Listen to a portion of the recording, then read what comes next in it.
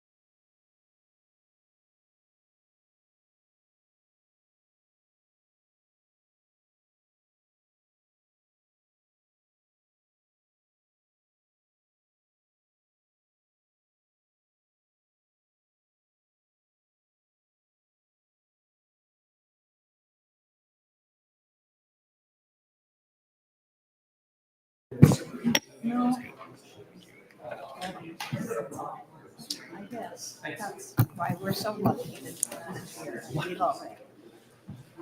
You know, All right, you ready to rock and roll? yeah. Oh, sweet. Probably not. No, I know people move back here. 5:31. All right, we'll call to order the meeting of the August Fargo Park District Board meeting. First up on the agenda would be approval of the order of the agenda. Is there any changes that we would like to see? Nope, no changes to the agenda. Thank you. I'll move to approve the agenda as presented. Second. It's been moved and seconded to approve the agenda as presented. Is there any discussion? Any discussion?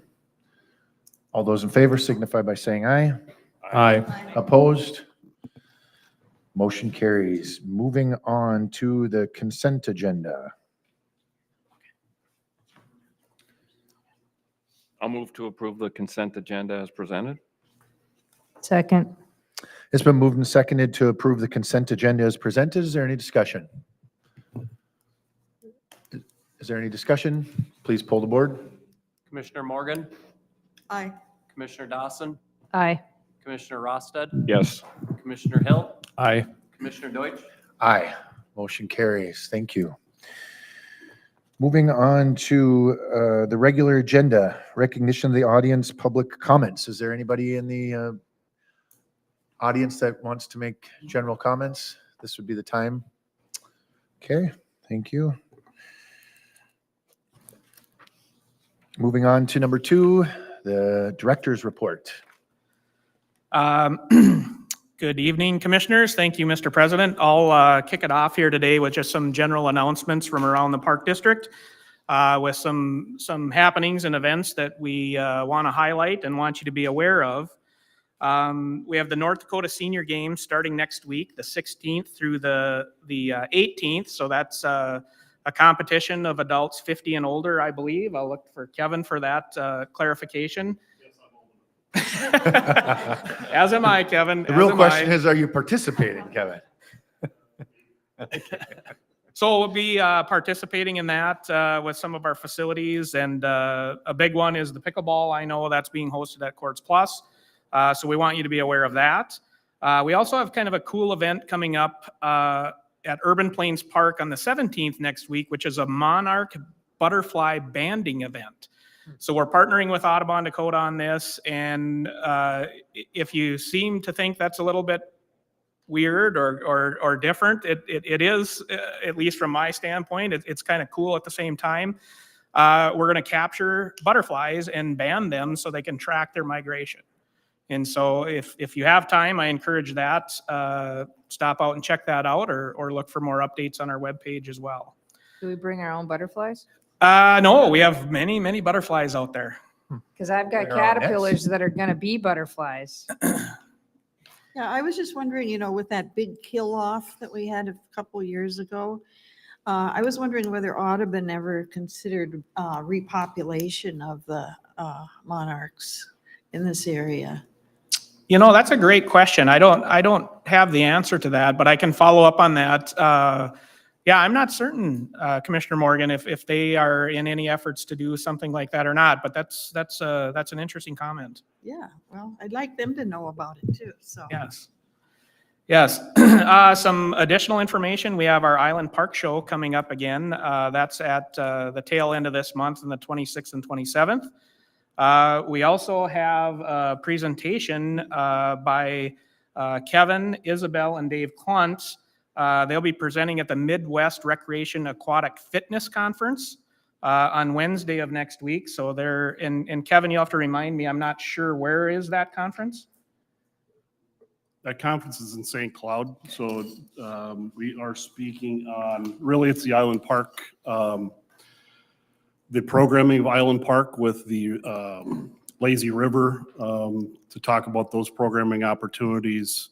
They actually sought us out, which is kind of interesting, that being in North Dakota, this is Midwest, really based a lot in Minnesota. So it was kind of encouraging that they sought us out for this. And then we're going to tour also while we're down there, some aquatic facilities, and look for programming opportunities for us to bring back to Fargo, as well as fees and such. So it's going to be a 2-day tour. Nice. Thanks, Kevin. And sticking with the aquatics vein, we're nearing that time where we're starting to think about closing down our aquatic facilities. So starting this weekend, Madison Pool and Splash Pad will be closed on Sunday. Then next week on Friday, we'll close the Southwest Regional Pool. Same date, Roger Gress Pool will close on that date as well. Davies Pool, we will keep open, as we have historically tried to keep a pool open later into the summer. We'll keep Davies Pool open from the 19th through the 27th, and then we'll close down for that next week, and then we'll open up again for the Labor Day weekend. As you may remember, that was a request years ago by the board to try and get us to serve more people. And we know that a lot of folks stay in town, so we're glad that we can accommodate that with an additional weekend at Davies and an additional weekend and weekend, essentially. Some other news we have is out of the Parks Department, Tony and his team, we did get notified just today, we got an RTP grant in the amount of $237,875.20. This grant is unique to our nature parks. The grant will be utilized to put out amenities there. We're looking at putting a couple of vault toilets out in these areas. We're looking at doing some trail rehabilitation and just putting those dollars to work down in those nature parks. So I want to commend Tony and his group for getting that together. And that's an 80-20 split. So we do have, good point. Thanks, Tony. We do have the 20% portion of that currently identified within our 24 budget. So we were hopeful we'd get the grant, and if we found we didn't get that, we would have pulled those dollars out. But we're grateful to get that grant, and I appreciate the staff's work on that. What does RTP stand for? Recreational Trails Program. Okay, thank you. Yep. Tony, find more of those. Well, hold on. He's got another one to announce here Okay. through me. Yeah, Sam Demerar Forrester was a driving force there, but Tony had good influence in that as well as several other people on staff. So we appreciate that combined effort. You might remember last year we received a park system facility grant through the state of North Dakota that was originated with COVID funds that didn't go to park districts in North Dakota. So our legislature carved out dollars for that. Well, they did that again for this year. Fargo was eligible to receive up to $1 million in funding. We applied again for our concrete trail replacement projects for next year. And we just learned today as well, we received $507,194 with that grant. And so those two combined grants, we're looking at $750,000 there of grant dollars that our staff has worked hard to secure. And so we're happy to announce that. Couple of questions. The grant applications, are you able to model, once you have the application done, are you able to take a lot of that core information and just model it to the next grant, the next grant, the next grant? Or is it completely different every time? Yeah, go ahead. From my experience, no grant is similar. They do change the questions. Now, the RTP grant, that includes federal funding. So there is Section 106 clearance. What's in a long story short, that means there's historical things that need to be completed. That's what it's called, the Section 106 clearance. That's a long story short, but there's federal funding, so questions are different. There's more I's to dot and T's to cross. Now, the park system renovation grant, which is year 2, that's a little different. So Governor Burgum, as part of his Main Street initiative, made, funding parks a high priority, and he really sees a need for providing this type of funding. And as you know, we were in the population class of 15,000 people or more, and we were eligible up to that $1 million. We tried to get about 750 or 775,000, but we found out we were awarded the 507. So, every grant is a little different. They're not all administered by the state parks. There's also federal grants, and then, just different organizations give grants. But yeah, it would be nice if we could copy and paste, but no, for instance, we had to answer about, Dave assisted and Tyler and Jody. We were all a team on the renovation one. There's about 25 questions, and they weren't similar to the year prior. So Did you document how much effort went into each application? I'm just trying to get my sense of, how much work, because I think historically the park district never really went after grants. And, we're sitting here looking at $750,000. That's a good return on our investment, I think, of time.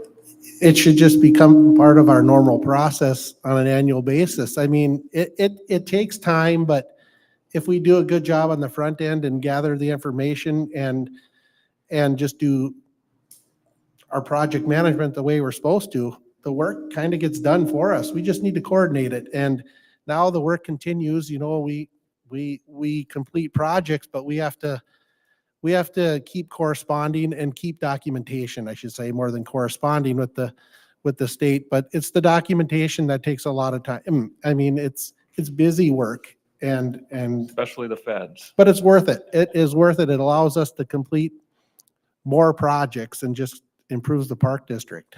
So. Well, good job. Yeah, very good job. I would like to comment too, that I just wanted to ask the question from you. My experience has been, if you have a grant history, it's more likely that you'll be getting more funds. Is that the case? I can't answer that truthfully. Dave sat on the Recreational Trails Program Advisory Council. Essentially, it's an advisory board. It depends on who's on that council and what they see as a need. There's a certain amount of dollars that has to be dedicated to non-motorized projects and motorized projects. And motorized projects would be like Pembina Gorge, up north where they have the ATV, not track, but ATV trail, and, the snowmobile program. Snowmobile North Dakota gets funded for motorized recreation. So there's a balance. There's a certain amount of dollars that has to be given to motorized recreation and non-motorized, and they split it up. And it also depends on how much federal funding they get. And there is formulas that I don't have memorized anymore, but each state gets a certain dollar amount, and sometimes it's withheld, especially in election years, where like there's a land and water conservation fund. You don't find out about these answers until the money is, let go from Washington essentially. So every year is different. So reference point, at the university level, and I know, Jerry, you have experience with that too, and that's partly where your questioning is coming from. And as Don said, at the university level, they're applying for grants, and when they get those grants, they're doing experimental research, and the more they're getting the grants, the more they're building on their research and publishing.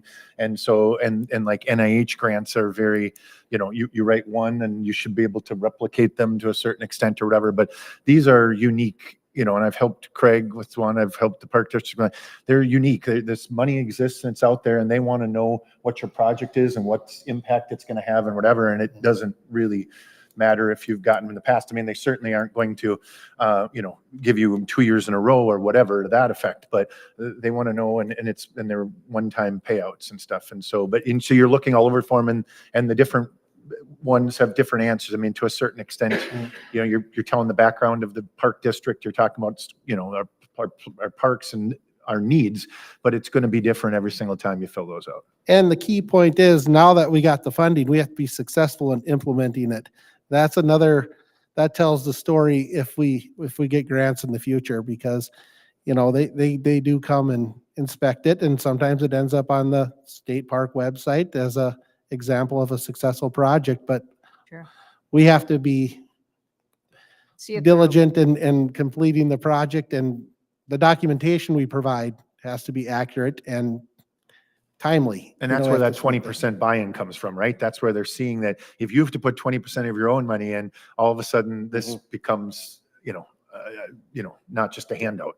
And so there's a lot more accountability and more, quality projects going forward. So, well, great work with that. And yeah, I mean, I would say this is a project that, you say you budgeted the 20%. Who knows when we would have budgeted 100% for it. So our old philosophy of we're the Fargo Park District, we're the biggest in the state. All these other small park districts need these monies. Let's not apply for it. We're doing things that we wouldn't be doing because of these grants where we're getting an 80-20 split. That's correct. And I think, we have and this isn't new, we've had this for the last several years of, we owe it to our taxpayers. We owe it to our taxpayers to maximize the dollars, as you all know. And so we're going to be aggressive with these when we know they're there. We're going to try our best to get it done. And we are building kind of a pseudo database in trying to answer Commissioner Rosted's question is the information we can kind of plug and play, we will. But Tony's exactly right. Sometimes it's so project specific that it has those details that we have to answer. But, granting is something I think our entire organization and group feel very strongly that we're gonna work hard to get what we can. Thank you. All right, with that, Susan's got some news. Thanks, Dave. Good evening, Commissioners. So Kaylee Mork, our new director of our new sports facility, is here for her first official board meeting. We all feel like we've been working with Kaylee for a long time because she's been around the Park District, but she's actually only been here 2 weeks. We wanted to make sure that this is an important hire for the Park District. And we waited and we got the right person. I've asked Kaylee to just do a brief kind of update on the work that she's been doing here the last 2 weeks, and then some priorities that she's going to be focusing on in the next few months. But I know that our team have all the confidence in the world that she is going to be a great leader for us at our new facility. Kaylee.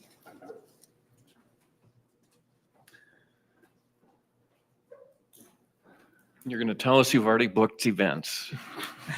Sure. No. Calendar's full for the first 12 months already. This is That'd be amazing. something. Nice. So thank you, Susan, for the kind words, and commissioners for letting me speak real quickly this evening. No, it has been a great 2 weeks on week 3. So really spent the last few weeks getting up to speed on all the wonderful work that the staff who has been at the Park District has done on this facility to keep the ball rolling until my position was able to come to fruition. So it's been exciting to see all the work that they've done and the framework that they've kind of put together for us. I think it will be great. And so really learning has been probably the key word the last 2 weeks of all the specifics that I hadn't been privy to in my previous role on the foundation board, but coming in with the groundwork, and Patrick and Mark over at the construction group, they have been great in taking me through the building and all the details of that piece of it as well. So I appreciate their efforts and bringing me up to speed on that as well. So as Susan mentioned, the next kind of our sprint, I would call it, for the next 4 to 6 weeks is really focusing on the different agreements that are already in place and making sure that we're plugging those into the appropriate areas of the business model, and also evaluating kind of the future programming and meeting with the different user groups that are local here to town on what their perceived requests might be, and really kind of bringing them up to speed. And the project has changed a little bit since some of those meetings have happened. And so really bringing them around to that, and then focusing on the staffing piece of it for us, just because January 1st will be here before we know it. So really identifying those pieces and what needs to happen for those benchmarks to come to fruition as well. Anything I missed or questions? Not question, but I know I've received a lot of positive feedback on the announcement, and people asking like, how did you guys pull that off? Were you a part of it? And so a lot of excitement and feedback, and I'm personally excited, and I think you'll do a wonderful job. And I know you and I have spoken privately as well, but this is a new endeavor for us, and there's going to be things we're going to learn along the way, and we won't hit, not everything is we're not going to bat 1,000, right? But I know I have the confidence that you're the right person to be able to figure it out, and we'll adjust, and we'll kind of keep pivoting, and we'll get there. So very excited to have you on board. Thank you. Any other questions? Just welcome. Yeah. Thank you. Welcome. Very excited. Thanks, Kaylee. Thanks, Kaylee. Thanks, Kaylee. All right. Moving on to the Homeward Animal Shelter presentation. With us today, we have Tasha Haug, the Executive Director, and Michael Jesdahl, the Board President, and they're going to give us a presentation on the Homeward Animal Shelter.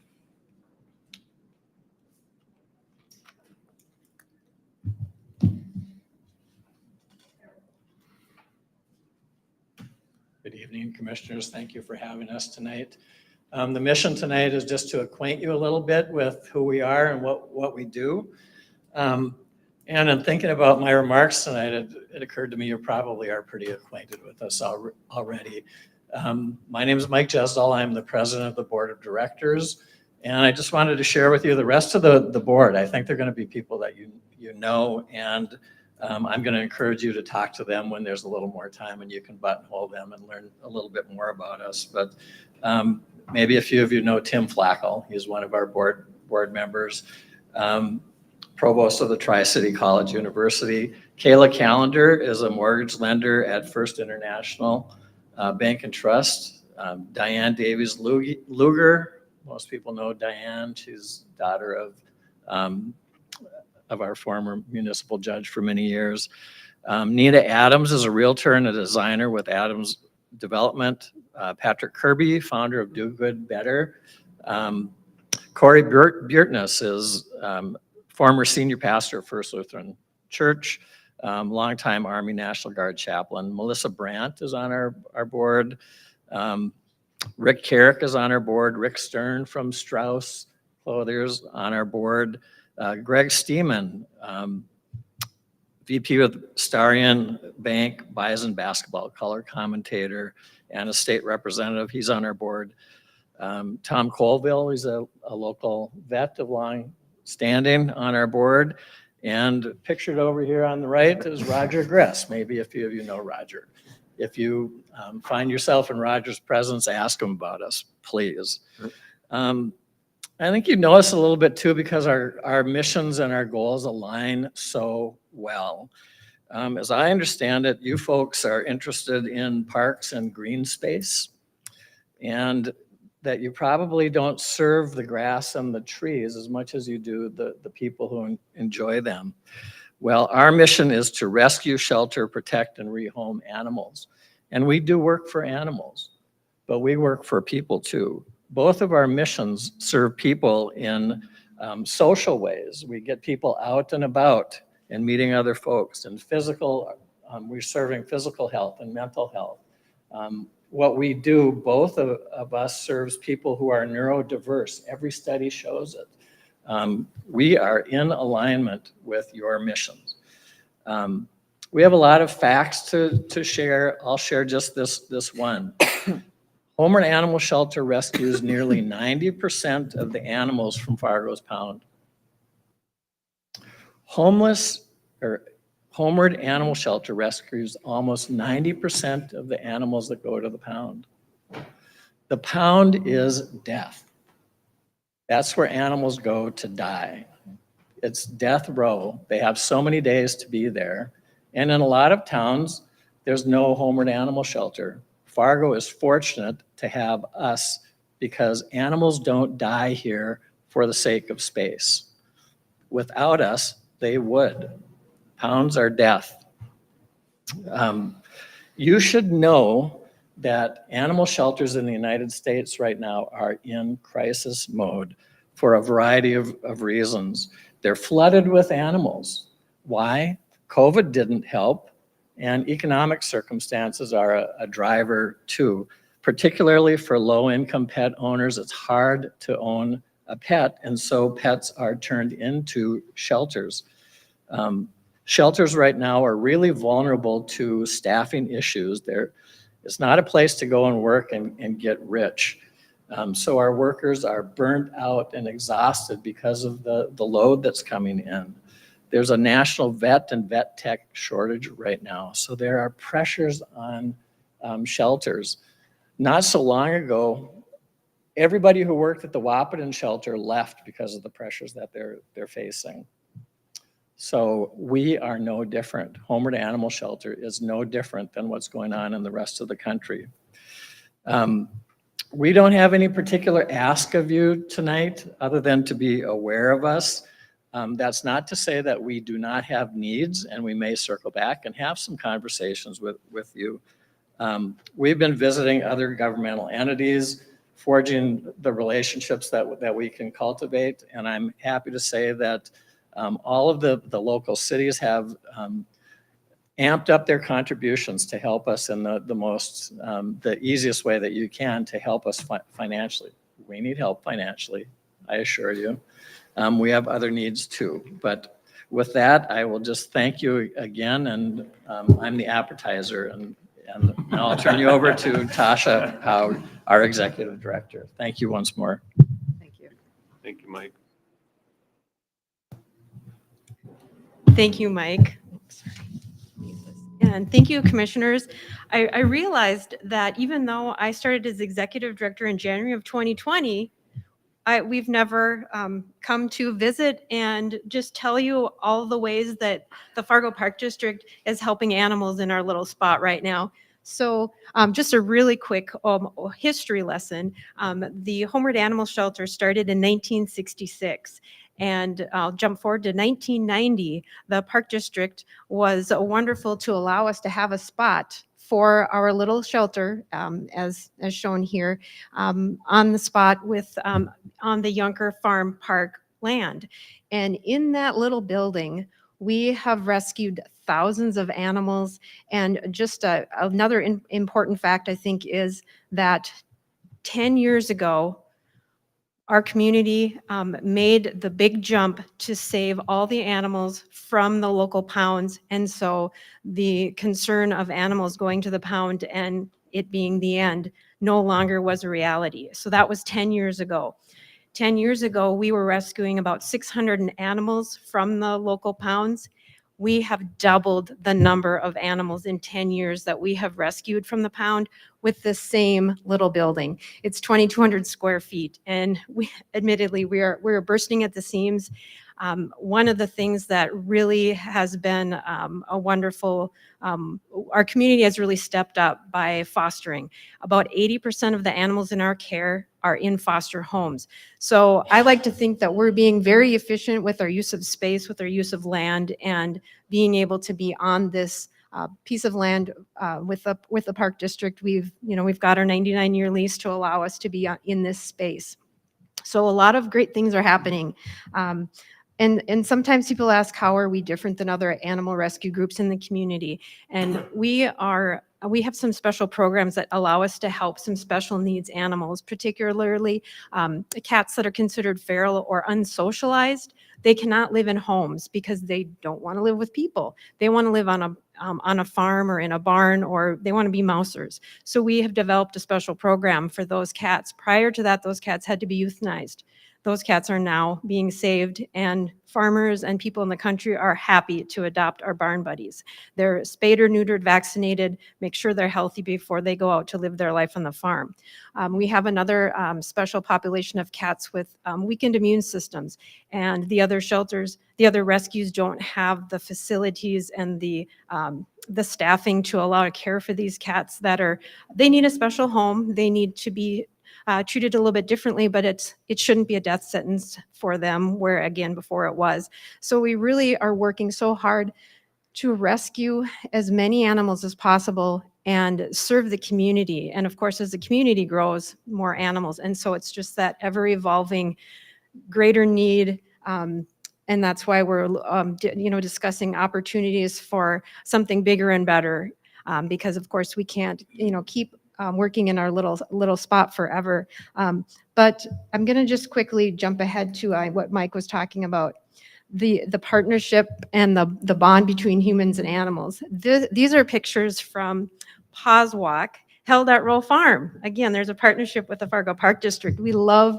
having our event there. And as you can see, I think the pictures say it all. The smiles and the joys that people share with their animals, and how they just make their lives so much better. I've got a few more here that are just so much fun to see. The picture on the left that's Saint and Stevie, 2 dogs that are available for adoption right now, in case anyone is looking for pets. They're absolutely wonderful. I personally love them. If I could adopt them, I would.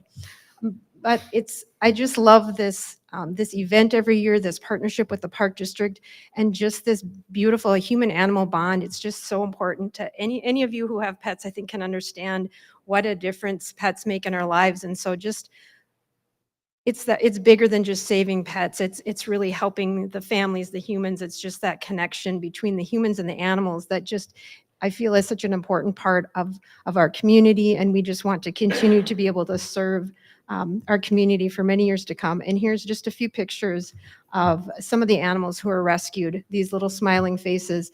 I mean, I have thousands of pictures, even on my phone. So if any of you at any time are interested in learning more about the animals, there are just so many deserving animals that are in need of homes. And we are doing our best every day, 24/7, 365, holidays, storm days. Our staff are working so hard to save lives. So I'm be very interested to answer any questions you might have about us.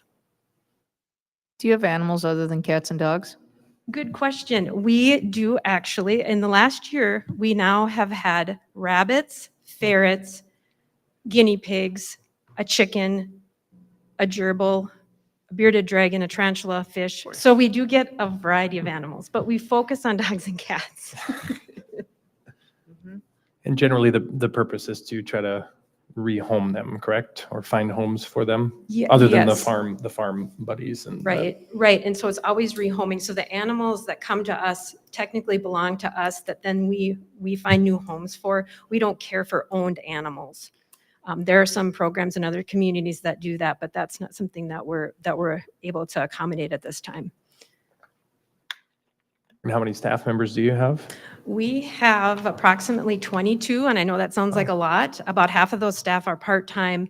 We've got 2 people every morning, every night, just taking care of animals. We've got a volunteer coordinator, foster program coordinator, adoption staff. It takes quite a team to make sure that these animals go into, a good home, and that they also have care and follow-up after the fact, after the adoption. If someone has questions or concerns, they can always reach out to us. And if for any reason their family situation changes and they're not able to keep that animal, we take them back, because we want to be sure that we are making sure that that animal has a good life for the rest of their lives. Yeah, I've heard it's a more rigorous process than you would think, right? It's not like, oh, good, you're going to take the dog, wonderful. It's like, no, there needs to be a process of kind of almost interviewing to try to best understand the home life they would go into, or what their background is, right, or what they've been through. And Right. Well, and it's important, and I know some people say, oh, it's easier to adopt a kid, and I know they're kidding about it, and we don't do home visits, we don't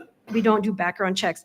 Really, the reason we're so thorough is that we want to make sure that we are finding the best pet for the family, because I've seen the sad days where people have to bring a pet back that didn't work in their family, and there's tears, and it's just terrible. So of course we want to eliminate that or reduce that as much as possible, that we can get the right fit into the right family. The other side of it is when you get the right fit, the joy and the amazing connection is just, there's nothing better than that.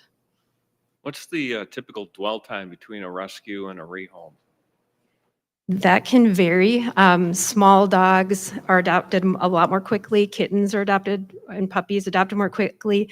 We have some animals that have been in our care for over a year.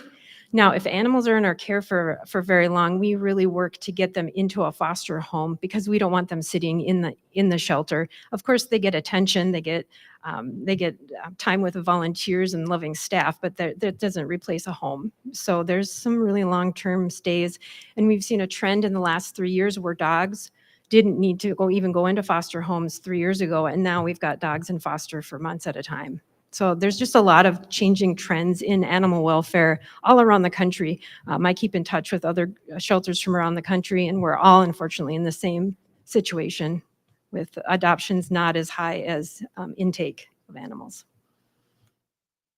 Well, great program. That's a nice service that's provided to the community. Well, thank you. Well, and of course, thank you to the Fargo Park District for being our, I guess, our host of our spot right now, because 1990, Bob Goose Johnson, apparently, Roger Gress has told me stories about how that all came about. So great partnership. And so thank you all so much. We appreciate the opportunity to speak. And of course, please feel free to check back with me. I realize I don't have enough cards for everyone, but I'd be happy to visit more with you, anybody who has questions after tonight. So thank you very much. Thank you. Thank you. Thanks, Mike. thank you. Thank you. All right, thank you very much for coming. Moving on to number 4, board to consider for approval the design and cost for the North Concourse extension at the Fargo Sports Complex. Mr. Beats presenting. Thank you, Mr. President. Commissioners, in your packet is a memo about kind of the brief history that got us here today. We've been looking forward to getting numbers from the study that we've agreed to do for this North Concourse extension. If you remember, early in the spring, we achieved a gross maximum price for our phase 2 of the sports complex. As part of that exercise, we came to you with a list of potential alternates, because pricing came in very favorably during that process. So we went through an exercise with you, if you remember, talking about all the different alternates that we could actually add things back into phase 2 of this project that we had originally cut out as a mitigation effort in case pricing came in higher than what we had anticipated. With that lower price, the North Concourse extension and the mezzanine extension, or the mezzanine of the second floor of phase 2, were actually items 1 and 2 on that list, if you remember. During that time, we thought, well, let's think about those a little bit. There were other alternates we chose at the time. After that fact, in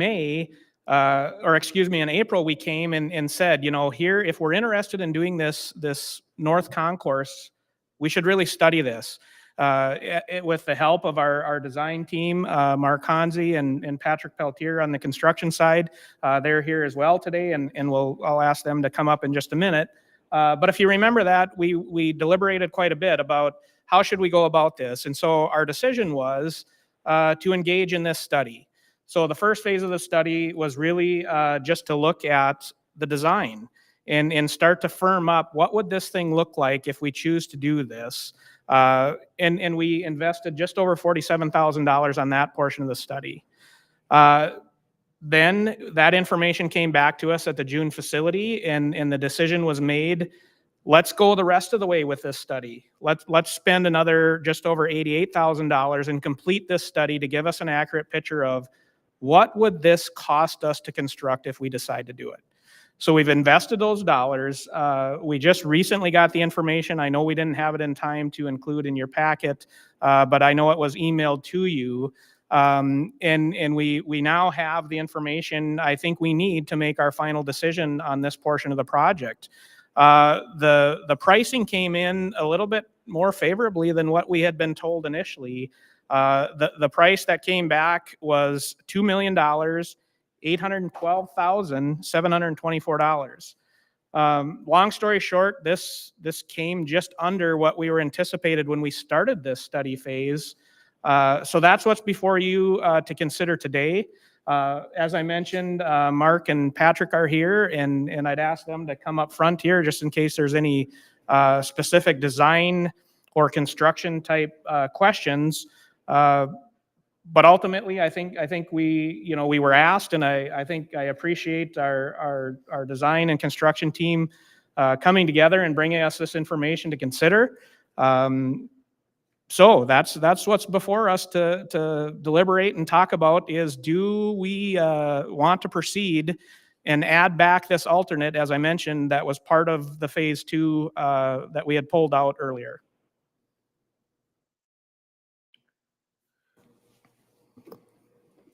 I don't have a question necessarily, but I've been in favor of this. I think it adds a lot to that north side. I think there's so many things about doing it now that make sense for the future. Obviously, the price isn't going to go down. I think it serves both of those rinks very well. It serves anyone coming in from the north side. Obviously, it gets them in the building quicker. I think there's just a lot of things about it. It's a big price tag when you think of what you're getting in our normal perception of things, but when we look at the long term, I think this is going to be a good thing for the facility. Yeah, and I'd just add that, as Dave Beat said, this was part of the original plan, but because of escalation of prices, it became an alternate. And so it's nice to see that it's back in. And were you guys surprised that it even came in more favorably than what we were thinking a couple of months ago? Or is that where the trend in construction is coming back to normal? Or? Well, I was very hopeful. Did a lot of work talking with subcontractors. We bid out phase 2 here 5 months ago, 4 or 5 months ago. And so these guys had really recent price history on this type of work because we were matching finishes. And so most of these guys were able to just go back and match their bid pricing in a sense when it comes to like unit pricing and their labor costs, right? And so I was really happy to see that those guys weren't seeing escalation in that 4 or 5 months since our last bid period. That's what we were trying to anticipate what that number might be, and we just didn't see it, which was really favorable for us. Another thing that helped is oftentimes as you're designing, scope creep comes in. You keep adding things to, let's get this, let's get this, let's get this. I think the Park District team did a fantastic job with this effort to not have that. We actually made decisions that went in the other direction, and we found value. We found efficiency, which is fantastic. So we didn't put any unneeded pressure on the pricing effort through the design. Yeah, I mean, when we're trying to get this project finished for a certain dollar amount, and due to the volatility of the market, you don't want to give anybody a number that's going to come in higher than, or that the bids are going to come in higher than, right? So you look for pieces of the project to remove that aren't going to take away from the functionality of the building, yet at the same time, if an extension's ever done someday, this piece is pivotal that it's there already in place before it goes. Prices aren't going to get any cheaper. The reality is we've got 2 different sheets of ice there that without this, one of the observational experiences at least is severely impacted. You've got the safety concerns of of kids and exiting the building over there on the side and have no visual of the parking lot out there. Obviously, hockey is traditionally a cold weather sport, so we're talking about sun being down at 4:30 in the afternoon, and so, you know, I appreciate the fact that numbers have come in. I think it's one of those things that was in the original plan, where numbers are coming back very favorably left and right, which is a great thing. And I think putting it back in the project makes total sense. And additionally, I like the, the factor, I mean, it's nice that we have it for the hockey, but also I think for me, it helped that if and when we do add a second indoor turf facility, it's going to be a lot easier if we have this piece here now versus try to put this in at that time. So I think it's helps for planning for future growth. And yeah, and it's pretty rare that you you have an estimated number and things come in underneath it these days, especially. It's usually the opposite. So it's a nice surprise.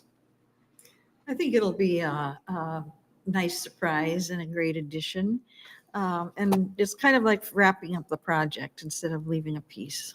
Yeah. So, yeah, I think it's a good thing to do right now. Great work, gentlemen. And Yep. turning it around Thank you. quickly too. We put the pressure on you, didn't we?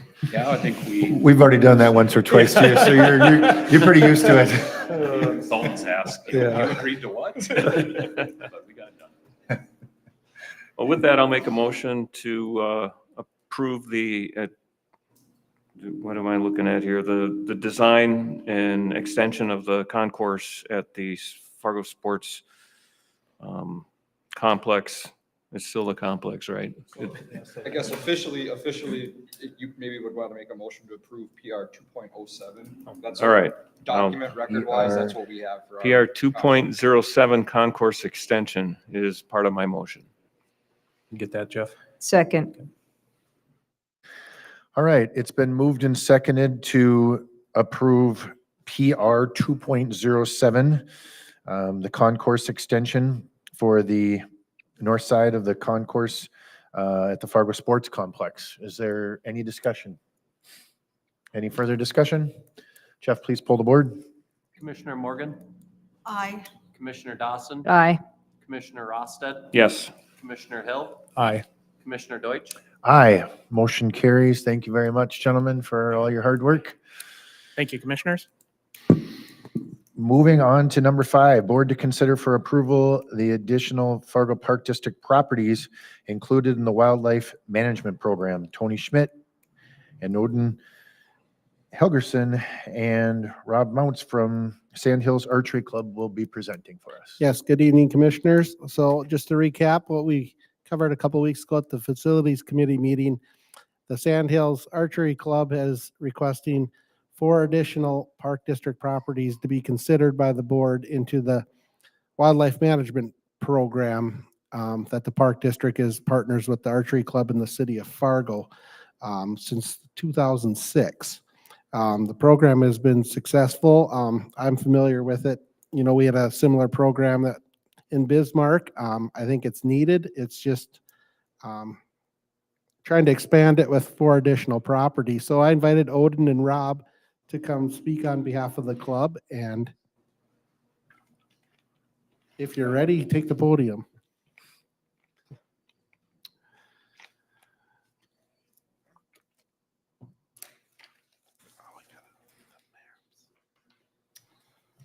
Well, good evening again. I'm Odin Helgerson, and this is Rob Mounts. Thanks again for your time. And Tony did a great job of recapping where we are. So are the maps available? Hold on, the maps are not, they do not unfortunately coincide with, for instance, we named number 1 Funfar Park. Well, number 1 is actually those north of County Road 20 properties. They got mixed up. So we'll just have to reference what shows up on the screen. Yeah, I'll take the blame for that. I redid these to incorporate some of the feedback we got from the last meeting, and I just went north to south. So. Sounds good. One other thing I'll point out on this is not, I try to get as much on the screen as possible, so these are not to scale. So that's why they're all kind of looking the same size, but they're not. So I have a few notes to share with you on this. This is North Dakota 20. Can you step in front of the mic? I mean, if I can't hear you, nobody outside on the stage can be able to hear you. Yeah, and you can just pass it back and forth. Yeah.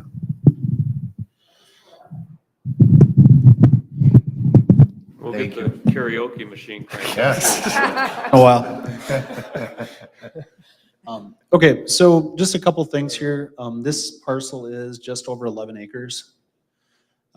It's actually several properties along the river. I think there's 3 or 4 parcels in there.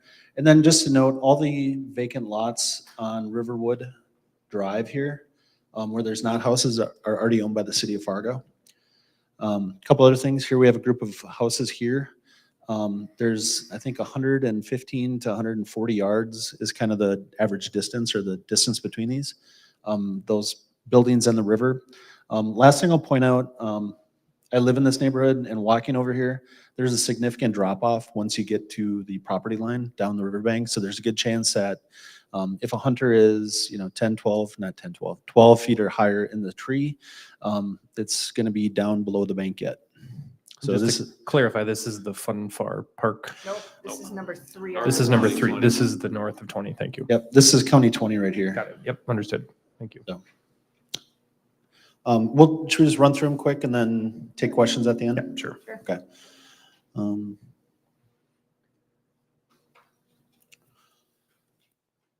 This is a fun fair park.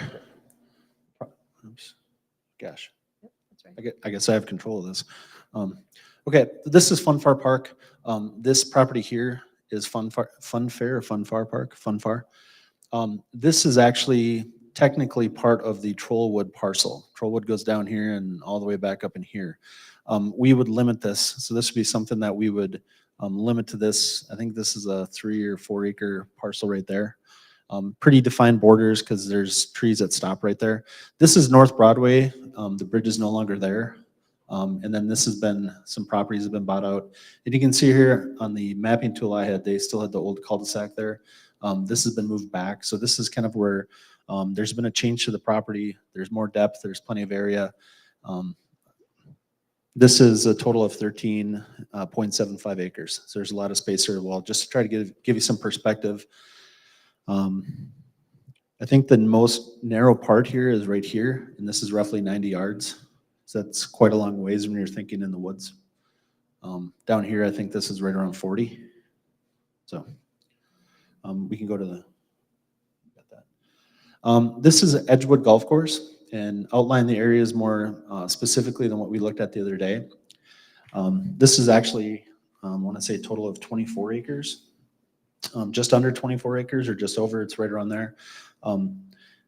This would be restricted season, meaning that when the golf course is open, there is no hunting. When the cross-country trails are open, there is no hunting. Some years this would not get hunted at all. Other years it might be 4 to 6 week season. It would be something as a somewhat of a bonus. We did discuss the explanation risk of this at the last meeting 2 weeks ago. But again, to reiterate, this is going to be something where right now, this is not something that, we have golfing going on tonight. That's not something people are just walking out on the park. I don't believe anybody uses this in between the golf course and the cross country. It's kind of a restricted use property currently. And you can see there are no houses really nearby here.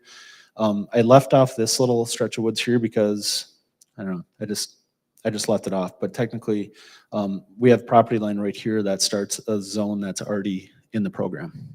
That's right down here, there's a line. So, and lastly, Treefoil Park. And this one I did redraw the border here to not just kind of conceptualize where the property was. So we did discuss at the last time we would keep the zone north and to the east of the walking trail here. Just my notes, there's 40 to 80 yards between here. It's like right here is about 80 yards in the woods. And down here there's 40.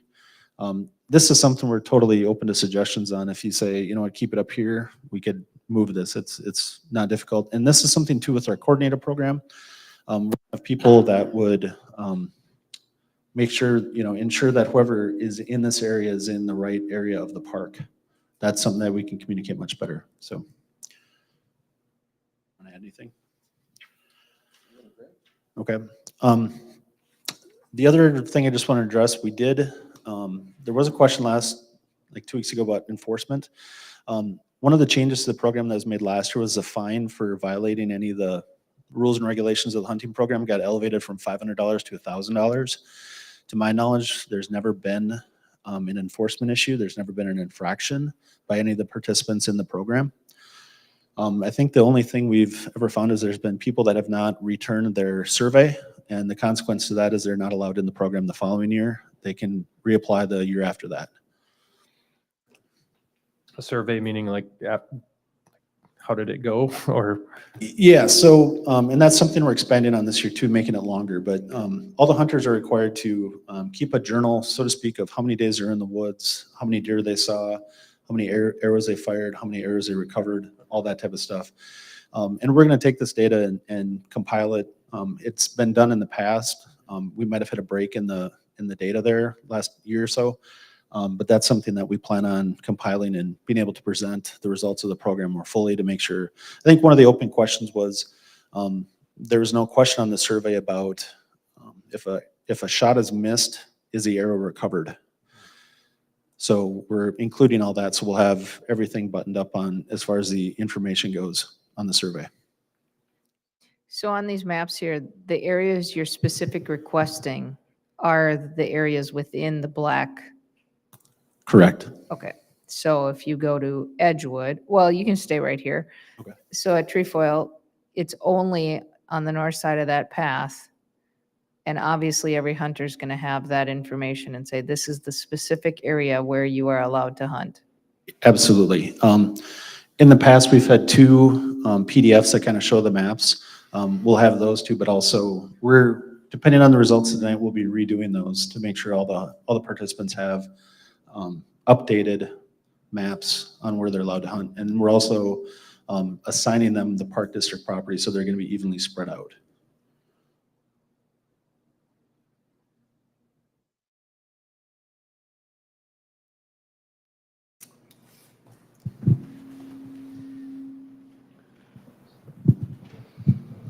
So just a clarification on that last part, we have 40 participants and there are really 4 supervisors, or we call them hunt coordinators. And each one of those has 9 people that we think it's going to work out this way, that they'll each have 9 people under them approximately. So for a park like this, we might have, 2? We'll be working with Tony and determine how many people for each park. So there might only be 2 people that would be hunting in here at any time. So, and they'd have a coordinator to go to answer any questions and make sure they're in the right spot. And all the other parks will be treated that way. And we've had Craig Buer do it in the past. He'd go through and look and he'd pick the quantity of people per park. And to clarify, this all has to be approved through the city, correct? Or the police department, if I understand, the city has to authorize kind of an open hunt format. Is that accurate? Commissioner Hill, that is accurate. The city has to adopt a resolution allowing a hunt within the city. Yep. Our stance has been, when this transformation happened, that the park district was willing to allow the hunt to take place on some of our property. We also are partnering with the city. I know signage will be discussed here in a little bit. So we're partnering on the signage aspect, and we're also have in the past, just last year, agreed that during the course of our normal maintenance activities, our staff, if they observe a stand or a hunter, will just ensure that things are being done the way that it's supposed to be done. And if there's anything out of the ordinary, that would get reported to their supervisor and then back to Sandhills and or Fargo Police if it's something that's more serious. I'd just like to make the comment that I think, was it a year ago, the Urban Wildlife Management Program was questioned as to whether or not it was going to happen at all. And I know we had some people in that talked about their concerns about having that kind of situation, hunt going on in town. And I just need to commend you to Odin and Rob for if people that are concerned about hunting could sit and listen to the work you guys are put in, I think it would alleviate a lot of concerns because you guys are masterfully doing a good job of, exuding as much caution and care as possible. So commend you for that. I don't know if we have to vote on all four or if we can separate. I'm gun shy on this poor sense of phrasing here about trefoil and Edgewood. Those are such, people recognize Edgewood and they recognize trefoil. Not so much it's a parcel of land north of County Road 20, and so I'm stuck on that. So. I would sort of second that. Was kind of my reaction. I live very close to trefoil, and that trail is very active even in the winter. And I know I use it quite a bit in the winter. A lot of people fishing. I think that gives me some concern. And same with Edgewood. I know obviously in the winter maybe not quite as used, but people do still, kind of that space is still pretty active.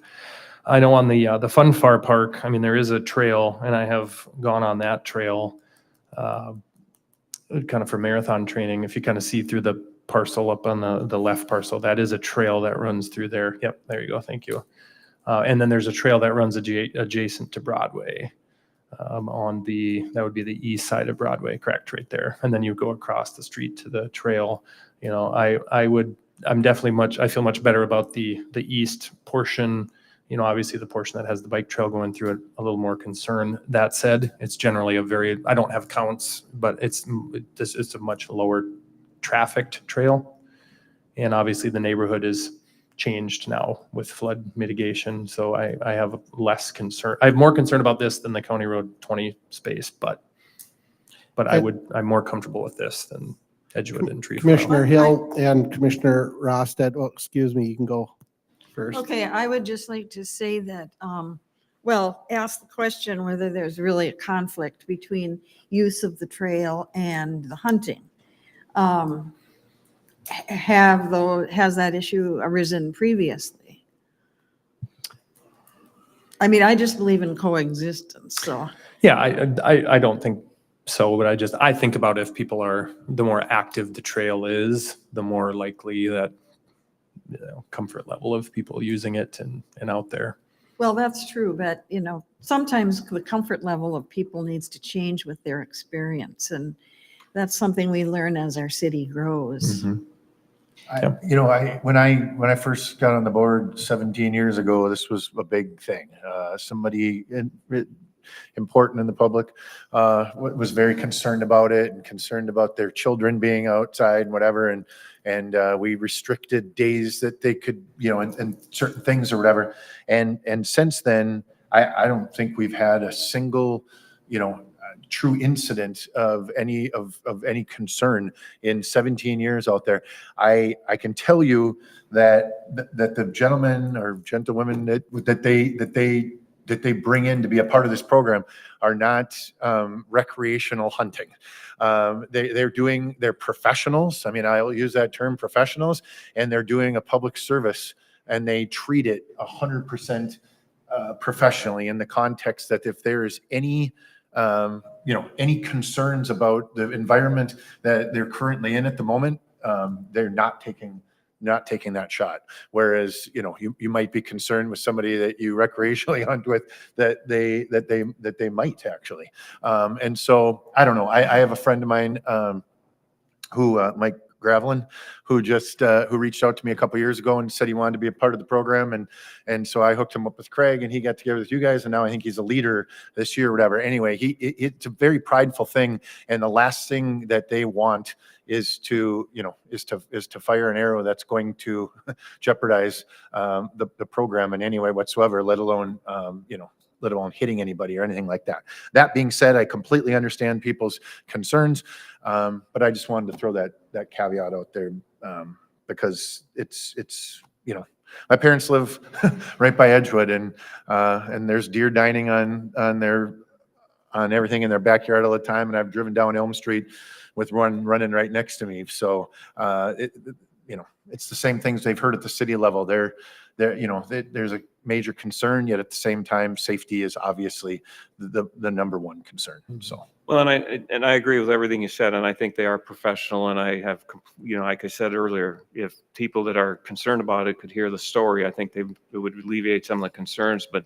that said, I'm trying to find a balance where we can expand the program where we can without pushing the envelope so hard that it creates a backlash. That's kind of where I'm coming from. Yeah, and that was kind of I was trying to kind of join that and saying Edgewood and Trefoil are a little more, maybe more populated by humans than the other two parks.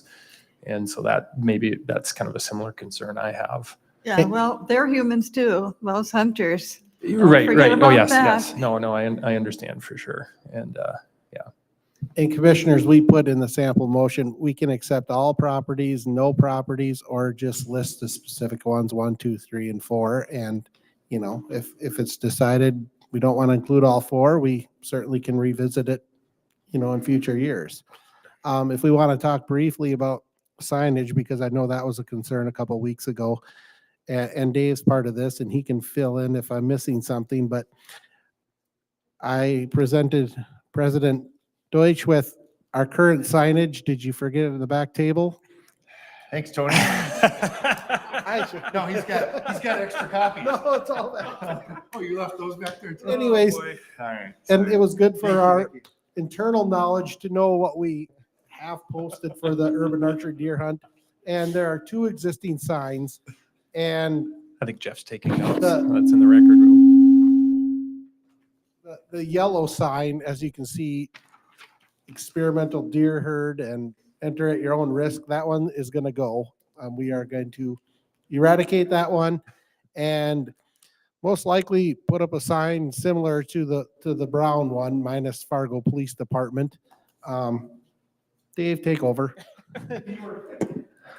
Commissioners, and Commissioner Rosted is right. Last year, if you remember, the program was changing. There was a change in the desire of our police chief, and our city respected that. And really, we needed to find a way forward if the program was going to continue. Sandhill stepped up, worked close with the city. We got brought into that conversation to see if we'd still allow this to take place on our property. The season last year, I think, really didn't get off the ground and rolling until quite late in the fall, if I remember right. Sandhills had agreed in one of the meetings to put forth some wording that would go on signage for the program.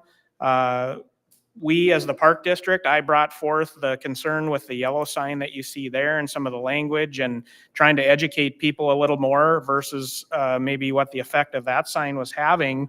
Long story short, we're still committed to work with Sandhills and the city to come up with consistent signage, whether it's a city parcel, because we need to know that too. There are several city parcels that are involved in this program, as well as the parcels that we currently have and the ones we're considering.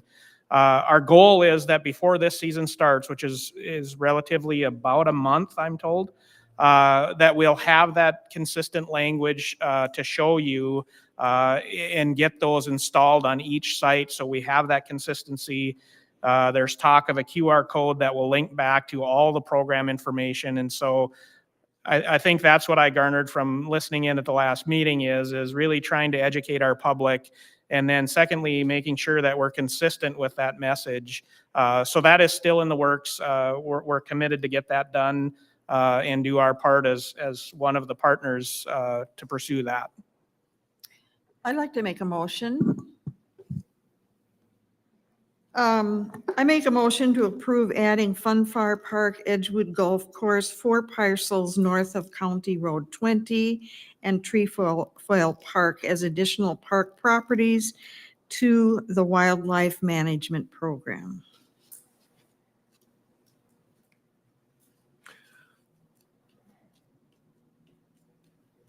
Is there a second?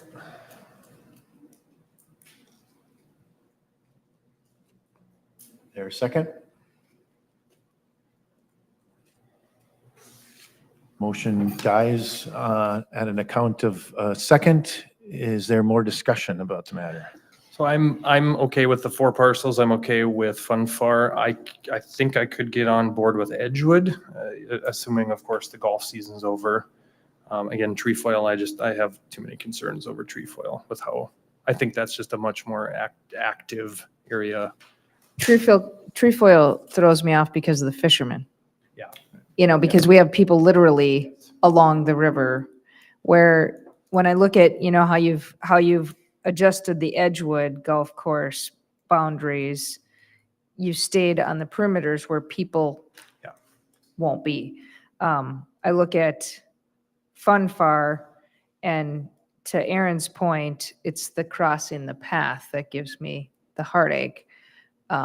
You know, it's or the heartburn. It's the you know, can you carve that out like you have the others where we're not crossing a trail or a path?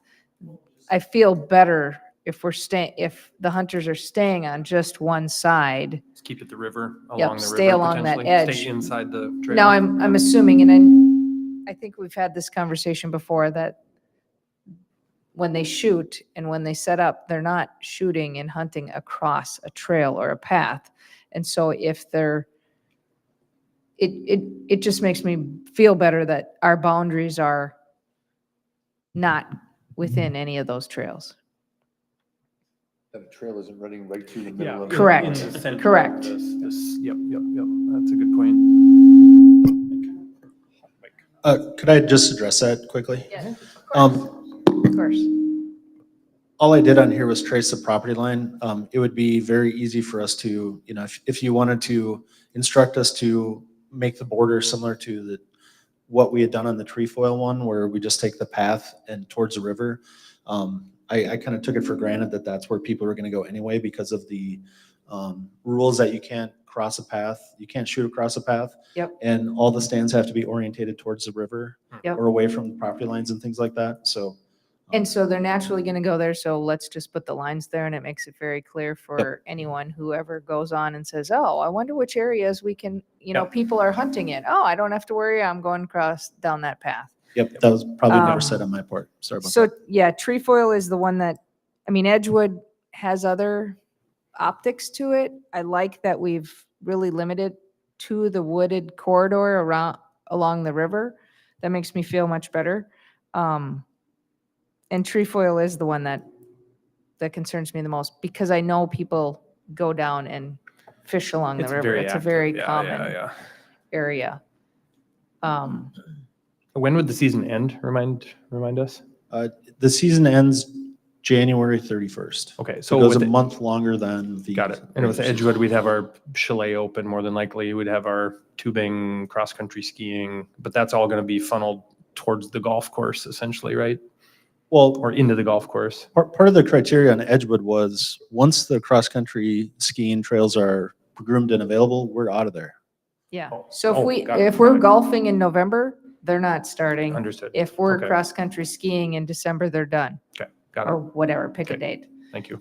Yeah, that was part of the discussion last time. There might be years where we're golfing one week and the next week we're cross-country skiing, and that happens. So that might, we just Hopefully, won't get to yeah. hunt it that year. Hopefully for us. Welcome to North Dakota. Yeah. Right. Okay, well then I feel good. I will make a motion to approve. So Edgewood as presented. Yeah. So I make a motion to approve Edgewood Golf Course as presented, the 4 parcels north of County Road 20 as presented, and Fun Far Park with the boundary on the, I don't know how to, with the boundary on the riverside of the bike trail, walking trail, whatever. Second. Okay. Jeff, make me sound better than that It's- sounded, please. It's been moved and accepted, or excuse me, it's been moved and seconded to approve the additional Park District properties to include Edgewood Golf Course, Fun Far Park, the 4 parcels north of County Road 20, with the Riverside boundary on the Fun Far Park. Is there any discussion? Any discussion? Jeff, please pull the board. Commissioner Morgan, Aye. Commissioner Dawson, Aye. Commissioner Rosted, Yes. Commissioner Hill, Aye. Commissioner Deutsch. Aye. Motion carries. Can I Thank- just ask you guys real quick, next year, when you're done with your season, will you report back to us and say, hey, this is how often we used, once your surveys are all in? It'd be good information to know, were these good choices, good additions? People didn't like them, we didn't see any deer, whatever. It was actually on my notes. I didn't get to it, but yeah, that Awesome. is one of the goals of the volunteer organization that we're putting around this is to increase the, I'd say, stature of the program, make an active role to do that. We have some good ideas that we're bouncing around on that, but one of them is going to be putting together a survey of or taking all the survey results and putting that into a presentation so we can report back on how the season went, the results and all the data. So, Fantastic. Great suggestion, but yes, we plan on Thank doing you. that. And I can just commend you guys one last time. The approach that you have shown here is just outstanding. It's Mhm. very professional. Thank you. Thank you. Thank you, gentlemen. All right, moving on to number 6, board to discuss the Broadway Square agreement. Dave Beats and Kevin Bowe presenting. I know we have Mike Albedinger here too as a guest, so. Thank you, Mr. President. Commissioners, in your packet is information that shows our current arrangement at Broadway Square. As the president mentioned, we have Mike Almendinger in presence today representing the ownership group that we have this agreement with. What's before us tonight is to consider this agreement. There's language within the agreement that stipulates that if the agreement is to change, we need to give proper notice. And so we're bringing this agreement before you today. I know Commissioner Hill has been involved in several meetings. I'll turn it over to Kevin here in a minute. I want to commend him and his team. They've really done a lot of good work over the course really of this last year, knowing that this date would be before us and trying to come to some clarity on some of the potential changes that the Park District would like to see to this agreement. So at any rate, I'll turn it over to Kevin for some more information. Thanks, Dave. Commissioners, as we discussed at the facility committee meeting in July, there are a couple options that we looked at.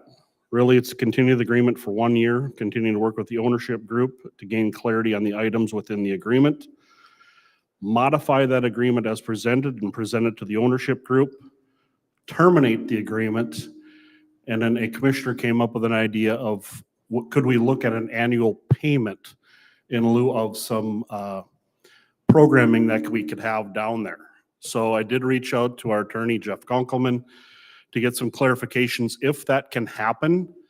I think Jeff had mentioned that we can in lieu of some events that we would have down there. So we indicated in working with Stephanie and her team on the event side that we'd look at 7 different programs that would be down there.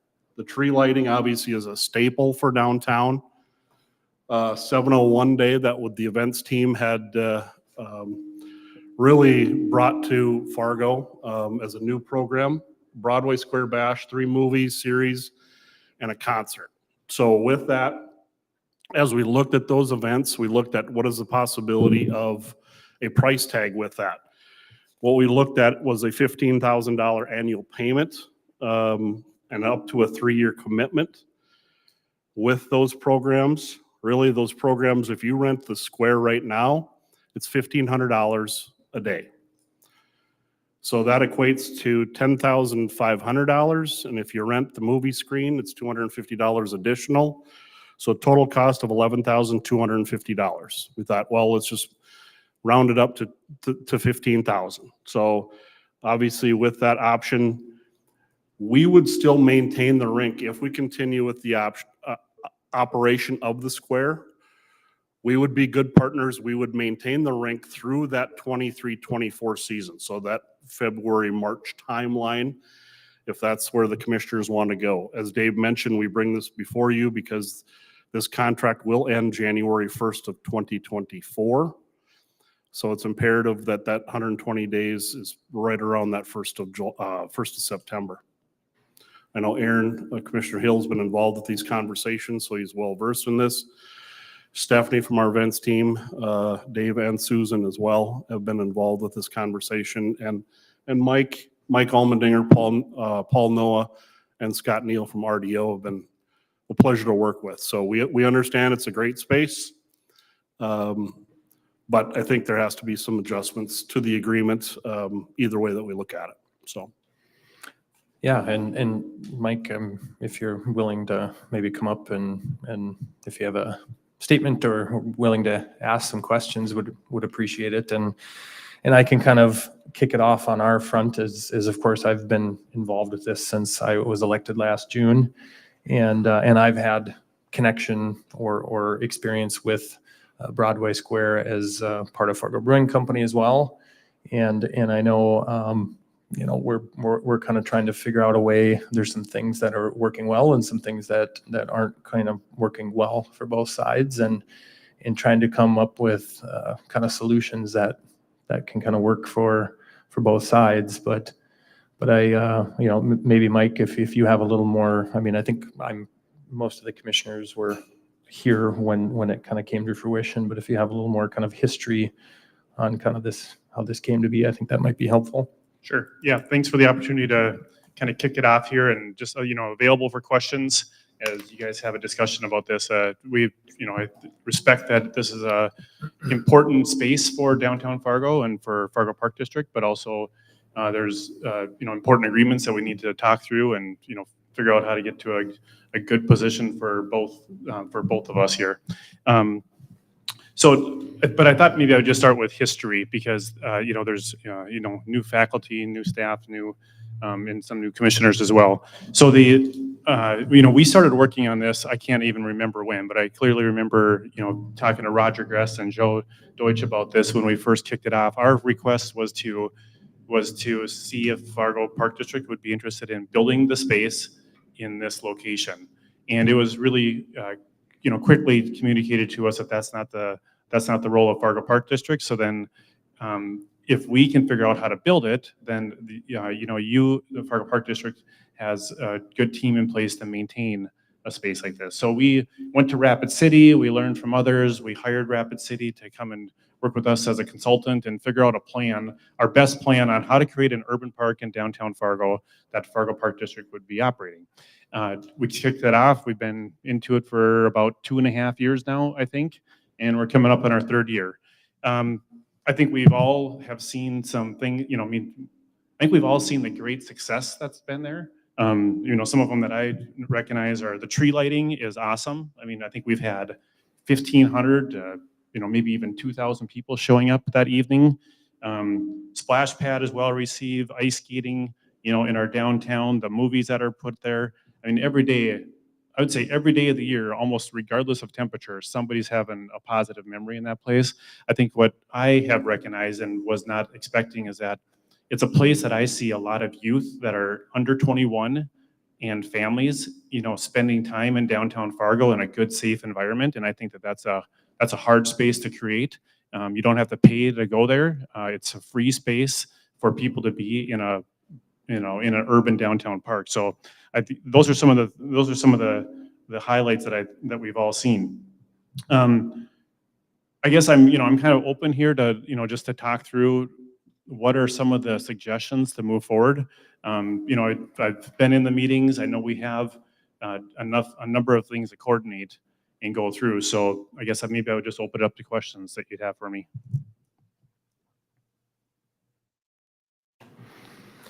I think or if you want me to, I could tell you what we would like to see, which was, I mean, we would like to see an extension for 1 year. After, we met a couple days ago, but then we met, I think a couple weeks before that as well. And, at that point, I think we all recognize that expenses are high and revenue's low. What can we do, with a position there to make some adjustments and try to get that to be more balanced. And so we, be figuring out what are the expense and revenues that are more appropriate. And then also look at the capitalization cost as well. I mean, I feel like those are the two big issues that we're talking through. I don't know if we have a great plan in place moving forward that provides us the information to negotiate to a fair contract right now that we both would be comfortable with for 5 years. When we talked last time, I mean, I think we even communicated we'd be ready to do a 10-year commitment. You know, I think if we both came to terms on what this agreement is, but I think we recognize we just don't quite have the information right now to enter into that. So with one more year, maybe we can get that established and be successful. One of the things, just I'll mention, one of the things that, regardless if the contract continues to go forward, Stephanie and I have been meeting on what does it look like for programs down there. We've eliminated, for the budget moving forward, we eliminated, I think there were 7 new programs that we're going to have down there. We eliminated those. So there is significant cutbacks. We've had conversations internally, like the skate shack that's down there that cost us just $3,000. I shouldn't say just $3,000, but it cost us $3,000 to bring the crane in. That's not staffing costs that go down there. We would look at potentially running the skates out of that office that's been housed by Anna down there. We did hire Caitlin Madsen to kind of oversee that, as well as other programs or events that are in the park district. So she will office with Stephanie and her team, which creates an open space for that office. So we would potentially run the warming house out of that office, which saves us, I would say, minimum of $3,000 to up to $5,000 just to cover those. Yeah, and I think we talk about this, right, there's always assumptions made, right? Any new entity or enterprise, you make assumptions, you have your pro forma, you have your plan. And I think the assumptions that were made with this plan, based on kind of what I can tell jumping in at this point, was that there would be so much demand for private event rentals, correct? I believe that was kind of part of it. And so then the strategy was you have a full-time dedicated staff person who is going to activate the space, especially event spaces. You need to just get people out there to see it and be familiar with it. And then in turn, you hope that then generates those private rental events. And I think the things I've heard being involved is that that's not necessarily the case, because the privacy of the space is very difficult, very limited, and or extremely expensive. And so there aren't as many private events as we sort of assumed. And so therefore there isn't as much of the revenue coming in, right? And so our assumptions were incorrect, which happens, very common, very typical. And that's where then you learn and then you pivot, right? And so, I mean, that was a discussion we talked about is, okay, we had a full-time dedicated staff person. I think the number we came up to was around $105,000, or maybe it was $105,000 to $120,000 with sort of some of not just pure salary, but some of that full-time staff. Plus then if you're actively programming, there's more staff involvement. That's more. It was $80,000 with full-time salaries and part-time salaries. Full-time and part-time. Okay, got it. Thank you. Thanks for the correction. I appreciate that. And then if you're activating the space, right, that's more staff. That's more if we're doing more events that we're not charging for events. So it's cash outlay. There's no revenue in return, right? And so I think one of the things we discussed is well, maybe we don't activate it as much. We stick to these kind of 7 events. So, of course, a lot of these are not revenue generators. The tree lighting, we don't make money on, right? We know that. So we're kind of limiting the output of those free events, but also we're eliminating the input as well, right? So we're not spending as much. We're potentially not getting as much return. We kind of talked about, we can still field the inbound rentals, right? And if we are going to rent the space, then ideally we're minimum breaking even on what we're charging for the rental and then what our input is for our staff. So if you trim a lot of the programming we're doing, stick to the core things. Of course, we're still going to have, if we continue to do the ice, there's still going to be those maintenance and operations costs. So from a program standpoint, purely whether it's the marketing component or supplies that we need, it's about $23,000. That's not staffing, okay? Because Anna did a lot of that staffing by herself, because she did the programming, obviously, whether it was. That's where I was adding that to the 80. So I think that's where my 105 came. Thank you. All right. Okay. Now we got it. So one of the things that we run up against with rentals there, it's $1,500 a day was kind of market value. These are not self-serving rentals. We have to have staff at that rental because of the technology that's, depending what they're asking for. The technology component is so large, we just can't turn the keys over to a renter to have them run it. Okay, it's too significant. It's too much of an investment. So any of those rentals, we have to have staff down there, whether that's 1, 2. The security component is a big component. They go through there every other hour of that facility per the agreement it sits right now. So that it does maintain and it does get expensive. I get that, but we're not seeing the rentals come in as we had hoped. Right. And if we do have to staff when someone needs more assistance, that generally should be built into the model of, that's why we charge extra for the more input we're going to have, then the more we have to charge, which is also pretty common, Correct. I don't think anybody typically expects flat fees for rentals, and it's especially if they're looking at private venues. I think they're going to compare it to private venues, and it's going to be pretty common. Yeah, and it depends how much detailed the rental is. I'll mention JLG because that was one of the things I think was very successful when they had the Gear Daddies down here. But we expensed out all the what do they call the framing, the box them in the barricades. Thank you, for that square. So our operations team would go there, pick all that equipment up, bring it back down there, set it up, and then tear it all down and bring it back. So those costs, the equipment costs are recognized, the staffing costs are not recognized. So there's a significant dollar amounts that we're not showing as far as our budget, what the operations team is doing right now. And we made that conscious decision before the square even started operating, that we were going to treat this as an urban park. This was not a cost we're going to associate with Broadway Square at the time. We have tracked some of those numbers, and Dave's got some of those numbers. But we track them separately. It's not part of the budget process for Broadway Square. Well, this is all very good information, and I appreciate what Aaron had to say too. I'm just wondering how successful do you think those private events are in terms of budgeting? Are they just an expense to the park district? Is there any kind of balance in income? Yeah, we're budgeted to make about $43,000 in private rentals for 2024. And what is the expense that's projected? That would have been profit on those rentals. There's some staffing costs, like Anna's not figured in or wasn't figured in that cost because that came out of administration. There might be part-time staff that's affiliated with some of those rentals as well. But most of she's saying is so if you have $105,000 in expenses for us to run it and we have 43 coming in, then we're net losing the difference between 105 and 43. No, we've got about $215,000 that we lose out of administration.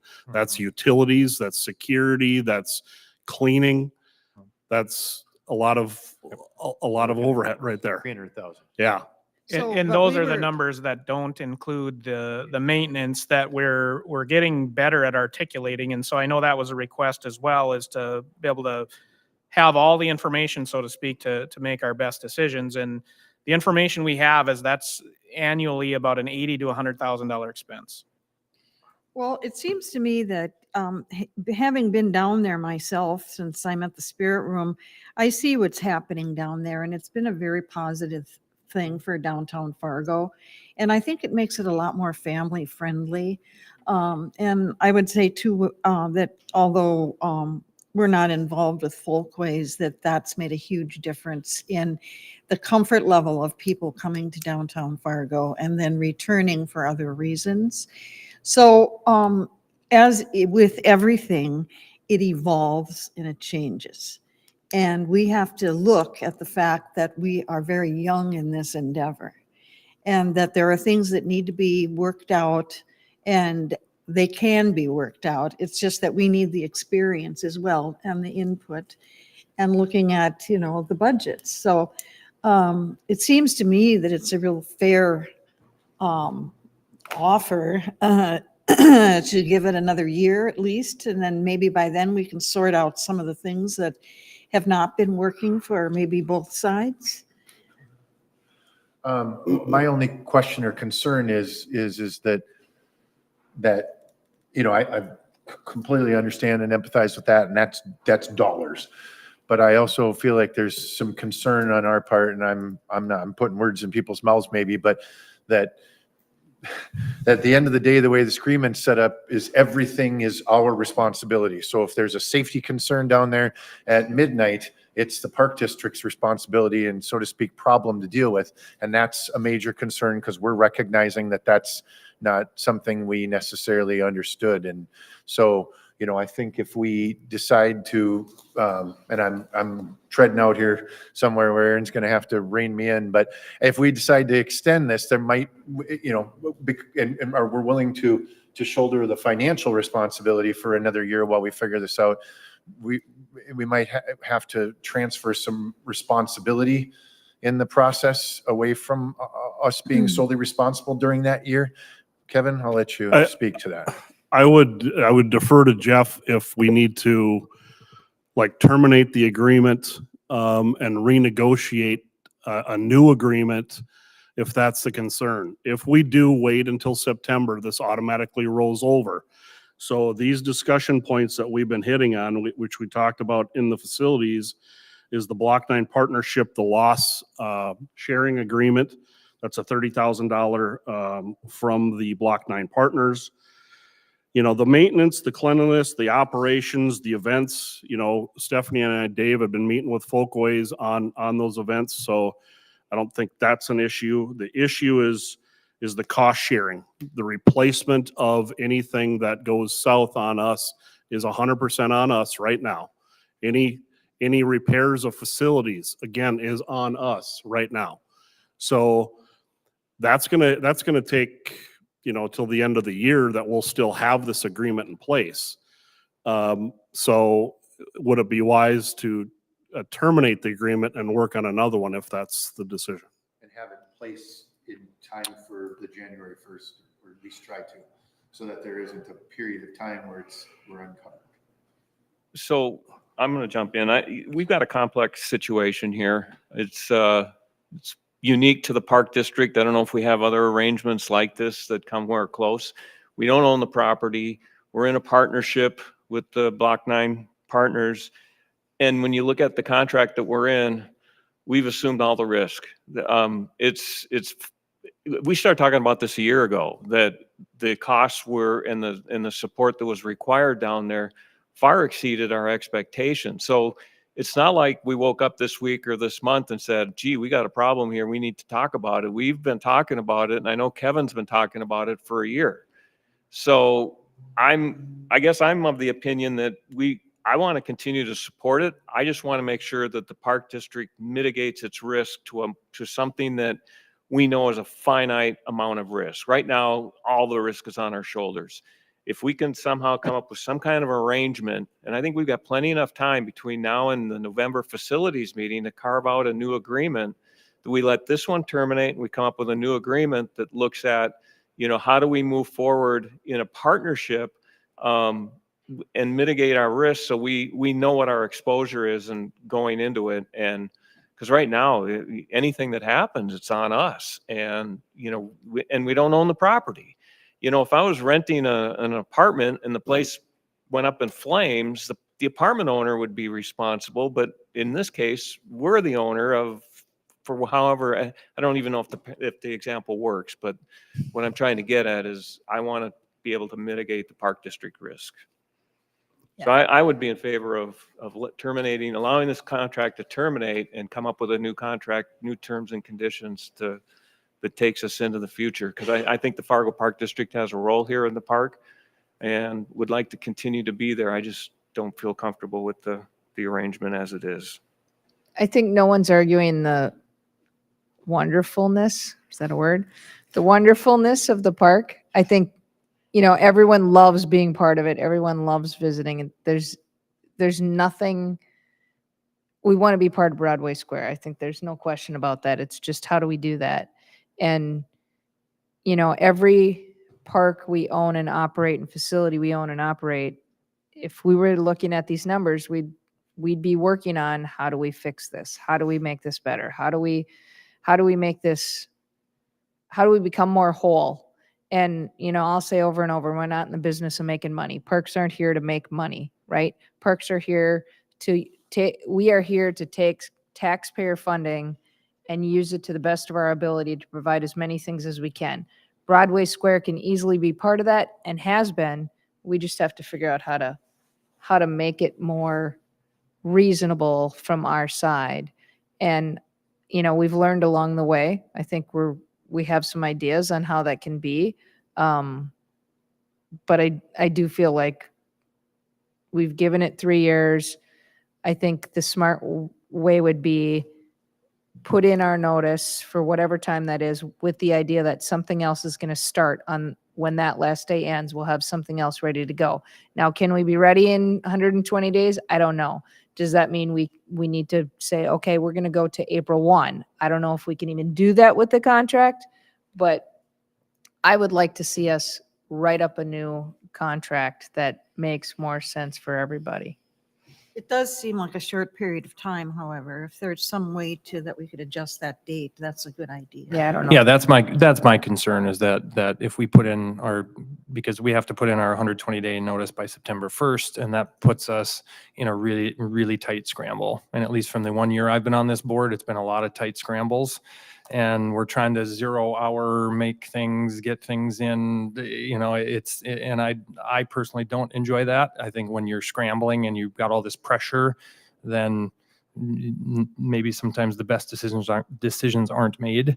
And so I'm not a fan of that option, is where I'm a fan of we sort of say we're going to auto renew, but it's going to operate differently. We're not going to program it the way we programmed it. We're not going to have a full-time staff dedicated. You know, it's going to look a little different. And as long as, you know, I think that's the thing, as long as I looked at the contract and it's like, there's no minimum number of events we have to do, and there's no minimum activity we have to have there. So as long as we aren't in breach of the contract, you know, I think we can continue working in good faith with this group, but with the understanding of, you know, we have our kind of the terms that we were looking for in our packet. And I think it's kind of the understanding that this doesn't mean, all right, we're good to go now, let's just move forward. It's kind of a to be continued. Well, and again, I just want to remind us that we started talking about this a year ago. This isn't, you know, all of a sudden we're 120 days out and we're starting to think about it. Kevin has been working this issue for a year. And so have I. I've been a part of it as well since I started, you know, and you were as well, yep. Commissioner Rosted. And well, the other thing is, we haven't started with any kind of negotiations. I mean, we may say that we're going to come up with this and this and this, and I agree exactly with what you're saying, that we can start withdrawing things that we're not obligated to do. But in terms of making an agreement with the two other partners, I don't think that there's enough time for a wise decision. So exactly what you said. And we've been discussing in the smaller, you know, the meetings too, is getting the city more involved, right? And so I think that's another piece, including security. If I can maybe give a little bit. So Commissioner Morgan, we have been meeting continuously on this. So we have come up with our, what I would say is a process to get there. We're at sticking points really of the cost sharing of the capital items or repair facilities. So I think we have been working with Mike and his group on that for probably the last 3 to 4 months. And we've come to the table with those recommendations. So can I make a suggestion? Yeah, Maybe, what is the staff recommendation? so could we throw this until when we pull ice out? So that gives us till the end of March, ideally, to work out an agreement with the Block 9 partners. We can start day one like tomorrow and have those conversations, because there really is maybe those 2 and 3 points that are a sticking point. Now, those are big hurdles to overcome, but if it gives us till the end of March to figure that out, when the ice comes out, we would be ready for that spring. So that would basically spring be an go. amendment to the current agreement, Yeah, and because I don't currently know- we have a 120-day notice.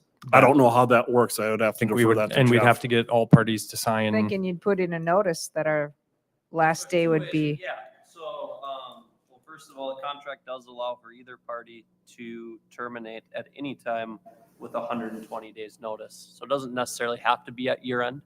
Oh, so we could just Under the put in our, termination clause. The other thing is, yeah, I think what we would agree with Mike and this group is that if we wanted to do that, is we would agree to an extension of, hey, we're going through March 31st. That motivates both sides to get something done before then, because otherwise March 31st becomes April, becomes May. Yeah, becomes- yeah, And if yeah, not, that's then your there's concern. there's no contractual relationship between the parties. But it gives us more time. Practically, it gives the park district the ability to then keep using or keep maintaining the ice through the winter, which would be a good thing. So And I'll also add that, being good partners, we were going to operate the rink through the season anyway, even though January is a cutoff date. Being a good partner would take us through that end of ice season. We own the equipment, the tractor, the ice resurfacer. So I wouldn't see us vacating anyway. So it would take us through that March timeframe. So let me just clarify something, Jeff. So you're saying that 6 months ago, we could have gave them 120 days notice and been done. So this automatic renewal is not an automatic renewal, lock us into the contract for another 3 years. It's just, as long as we don't make any changes to the agreement, it renews, but we could at any point say, so we could say right now that that we want to get this ironed out, because as of March, the end of March. Well, is that just because our initial term was 3 years though, correct? yeah, no, but again, at any point, notwithstanding anything contained in the agreement, either party could give 120-day notice. And that was one of the biggest concerns that we had in our meetings is I don't think that they would ever use it to terminate us, but how can we be putting capital money into this park that even if we had a 10-year term, if this provision's in there, we could be out in 4 months. yeah, when we're And investing capital improvements dollars. generally Yes. stay, or we wouldn't have other use for them. And so, that was kind of, one of the reasons why this conversation came up, in addition to now it's going to a year to year. Well, and the capital improvements are one of the hard parts for me. I mean, we can dial back labor and we can dial back, but we still have a presence there every single day, especially if it's put out these tables, take in these tables, put out these umbrellas, take out these umbrellas, which is a whole nother topic of what are we going to, can we put something there that fits the downtown personality, if you want to call it that, but is less concerning for braking and wind and more Fargo friendly, if you want to call it that. And I think that can happen, but it seems like there's enough things in the current contract that's saying, pick a number, 220 days notice. I mean, the longer the notice, the better, really. I mean, that's being even better steward to give us lots of time. And then that's when by then we'll have something new in place. We can get something figured out. Because you can dial down the programs all you want, but we're still going to have a lot of things. And the capital piece is the part that worries me. Yeah, and I think the capital pieces, that's long-term, you think this space is, well, when was it officially finished? Was it 3 years ago?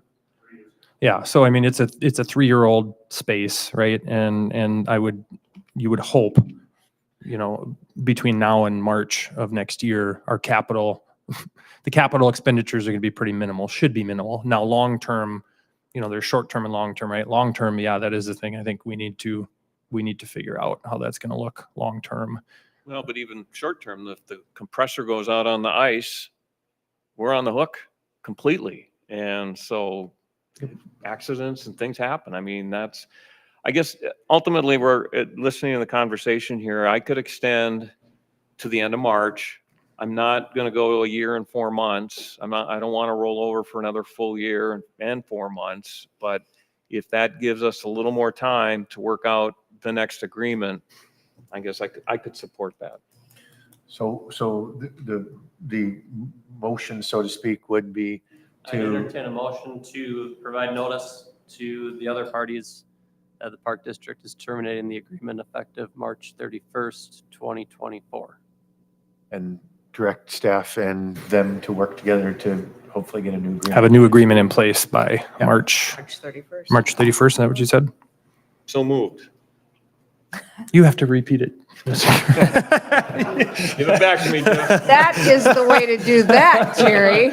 I screwed up with a previous motion. Is there a second? A second. It's been moved and seconded to give notice to our Broadway Square agreement that effective March 31st, we'll terminate the current agreement and direct staff to work with the entities at Broadway Square to try to get in place a new agreement to be effective April 1st of 2024.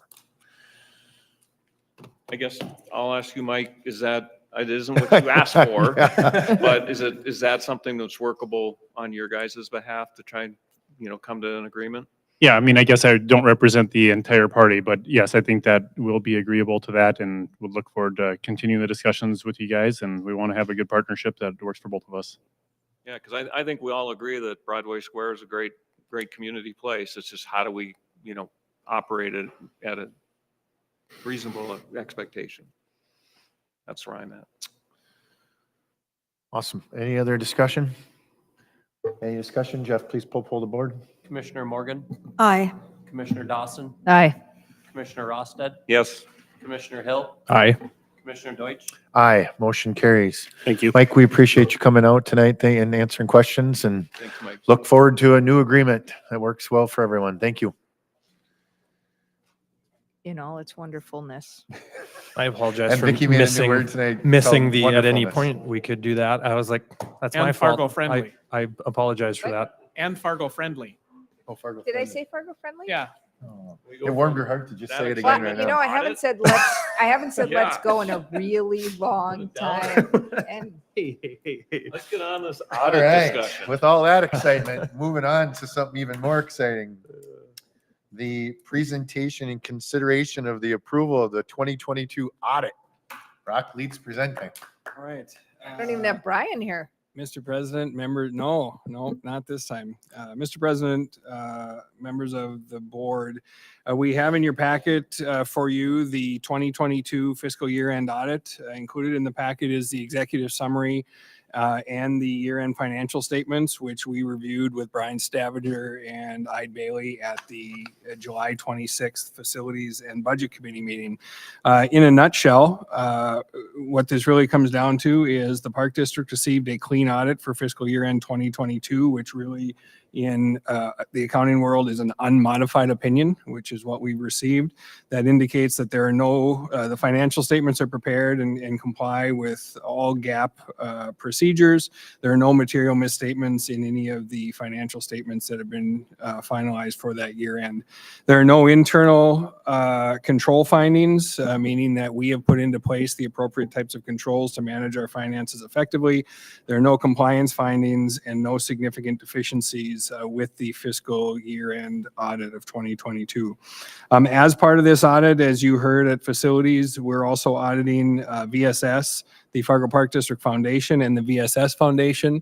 And as you are aware, and we discussed at length, this is approximately 2 months later than we normally do this process. And part of that was because of the complexity of the foundation audit, specifically the Park District audit, and the agreements that we have in place with donors for our major capital projects. There are not compliance concerns of any way, shape, or form with those agreements. It's simply a matter of how they're recorded, making sure we account appropriately for the duration of those gifts, as well as what donors are receiving and how that is recorded. And that's because there was a new GASB rule that was put into place at the beginning of the year that was not there a year ago. And so we needed to make sure that we were complying with all of that, and we feel good that that has happened.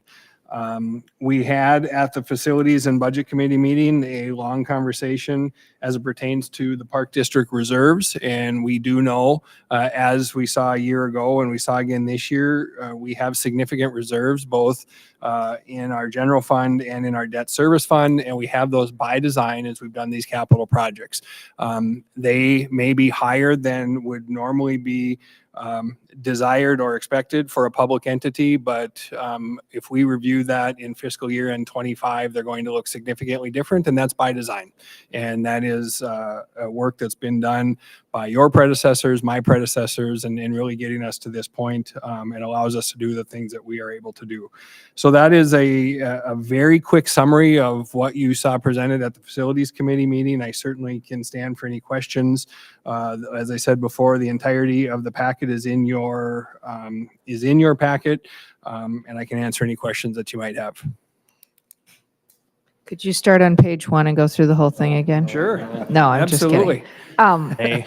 No, it took longer, and so we're a little behind, but obviously it came out positive and we're looking good. And, it's not without the effort of Brock and Luke and their team and really everybody else doing the right things on every given day to make sure that we are a sound entity. So thank you. And with a tricky year with the foundation and the gifts and how to record everything, I think, I think I want to commend you and Luke and the rest of the team for doing a great job, and to have this come out clean, for something that's kind of new for a lot of people. That's well done, I think.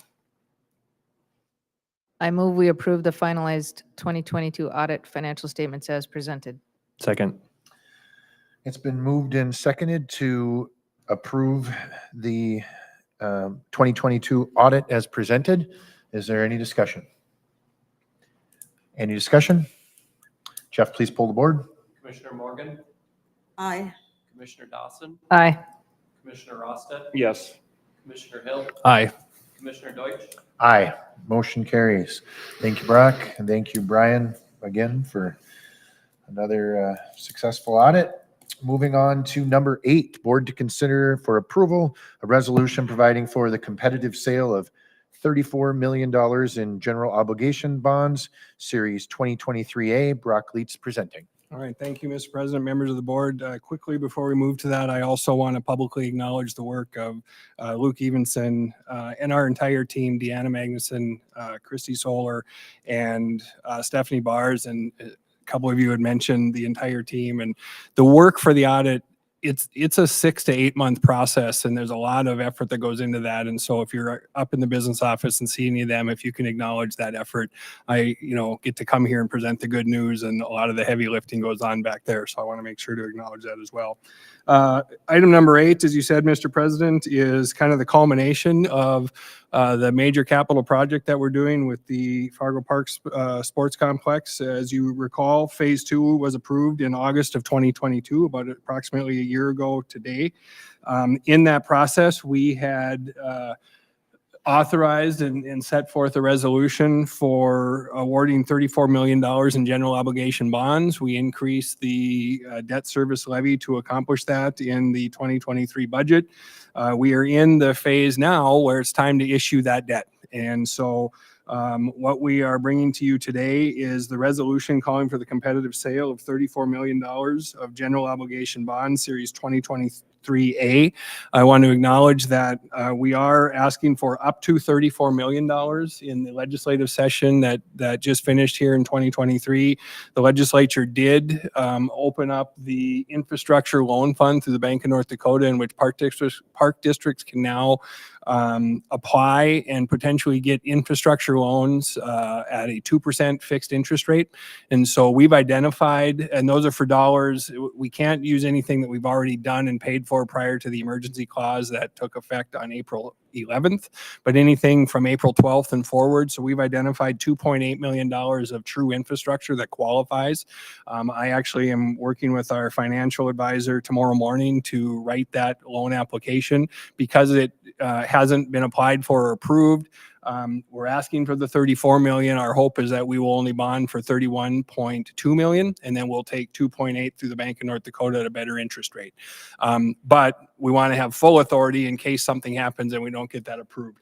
So that which we've increased the mill levy will service $34 million. We are planning to get good news from Bank of North Dakota that would offset that. Time-wise, what would happen is we would put this out for competitive sale. I would work with them tomorrow to get that started.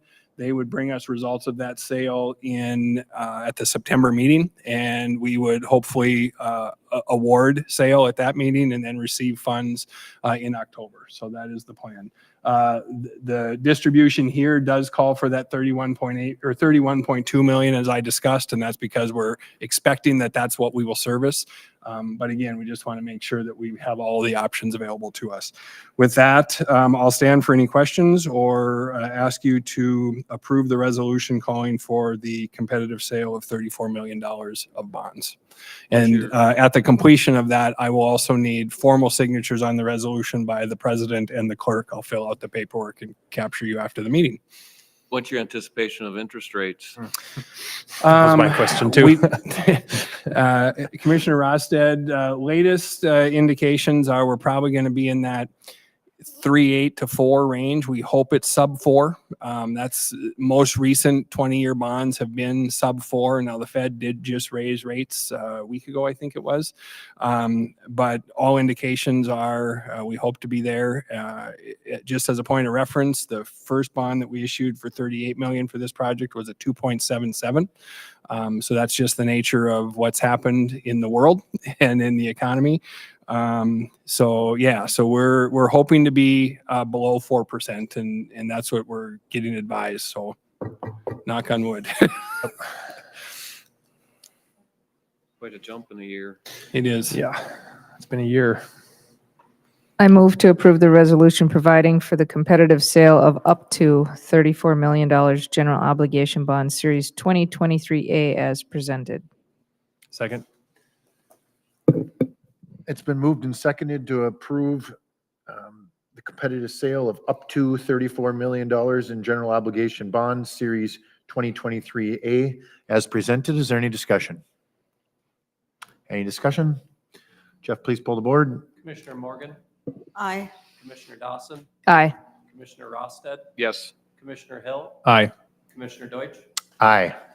Motion carries. Thank you very much, Brock. And moving on to number 9, board to receive the 2024 preliminary budget. Back by popular demand. Brock leads back by popular demand. The best for Ta-da. last. Welcome back. All right, here we are. Nice to be in front of you again. So Save the best for last. there you go, Yeah. Mr. President, Last, members and last. of the members of the committee. So really, we have in front of you the preliminary budget for 2024. We've covered this through several budget committee meetings. We certainly appreciate all of your feedback and input as to preparing the 2024 budget. What we have in front of you today is a balanced preliminary budget that calls for total general fund revenues of $34,413, offset by total general fund expenditures and internal transfers for capital projects of the same $34,413,000. With that, we are realizing the growth in the Fargo market expected to be slightly over 12% in valuations of property tax. So our general fund mill levy in this budget is remains flat at 25.47 mills. Again, that's just the general fund. Understand that if the general fund levy exceeds 12%, which the current estimates are 12.3%, that 25.47 will go down slightly because we're capped at the 12%. And so it will go down by hundredths or tenths, but not significantly. So that's the general fund because we'll capture that growth. Built into the general fund of this budget is that 12% growth in estimated costs. as we discussed in these preparations, the estimate from the city on the state cost share is to remain flat. And they're taking that best estimate from the work they have seen out of the legislative session. As you recall, we get a pass through from the city of up to 30% of that state aid. They're telling us that we should expect that to be flat for the current year. So that's what we've done. We also have changes, as we've brought to you at prior meetings, the program fees. So anything that we do for a fee, and specifically in the recreation area as well as golf. And we worked hard this year on really trying to set some goals and capture some opportunities as there's a supply and demand issue in some of those areas. And we tried to do a better job this year of not simply taking lather, rinse, repeat on CPI, and really try to capture where there's opportunities to do that. At the same time, respecting the importance of making things affordable, especially for youth. And so that's good feedback that we got from you as commissioners, and we built that into the budget as we've gone forward. Things that you have seen through this process and have approved in general terms until we get to this official approval is a 5% increase on full-time salaries. So that is built into this budget. We simply have taken the total spend on full-time salaries and increased it by 5%. And we'll continue to work on that between now and final budget approval.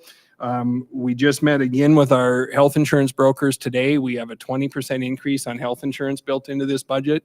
The initial recommendation started at about 32%, got down to 24.6%, and we feel that we have a proposal that's acceptable at a 20% increase with very modest changes, plan design changes that won't be seen by a significant number of our employees. That being said, we believe that we have to take a deep dive into this for the 2025 budget, and that effort's going to start either right after we drop the gavel in October on the final budget, or certainly by January 1st to really take a look at trying to mitigate some of those costs from the health insurance perspective, and yet still serve our employees very well. As I alluded to in the total expenditures, we have an internal transfer for capital planning for ongoing projects, and that is just over $2 million in the current budget, and we feel good about that with the opportunity and the feedback we continue to hear from you as commissioners that we have a lot of facilities that are not the Fargo Park Sports Complex and not the Island Park Pool. We've got a lot of other facilities, and we've got an obligation to maintain those facilities. So we're looking at continuing to put dollars away to try to help implement long-term plans and make sure that we're staying on top of the capital needs that we have throughout the district. The other piece I think that you need to take note of, and frankly, I think you need to be very proud of as a commission that approves taxes, is our debt service fund in this budget is projected to have a reduction of mills of 1.3 mills. So that does not mean necessarily that people will pay less taxes, but it does mean that the Park District will reduce their tax rate. Because we do not control what happens on the valuation side, but we are only able to levy for debt service purposes the amount that in dollars that we pay for debt service. And so as a result of growth, as a result of doing some refunding, as a result of trying to be very prudent with the financial management of the district, we're going to see a coinciding reduction in mill levy from a debt service perspective. And at a time when we're doing some things that we've never done before, I think it's noteworthy that we're doing that and being good stewards of public funds. And so we're going to see that happen between now and October 31st. We will continue to do any fine tuning to the budget to make sure that we've accounted for everything that we need to. And just so you're aware, and probably just recap for you, when the county finally certifies, all those valuations and et cetera may change slightly from what is built in from the city assessor's office, but generally they're very close. And so that final number on what the mill levy will happen in October when we bring it forward to you. But right now it's looking like a reduction of 1.3 mills, and that's what's built into the preliminary budget today. With that, I think I will pause and stand for any questions that you might have as it pertains to the budget. We certainly ask that you would approve the preliminary budget, as we have a requirement to present this to the county by the 10th, which is Thursday. But we have been in constant, feel like through the Budget Committee and Facilities Committee, we've been in constant communication with you about kind of how we built this in time.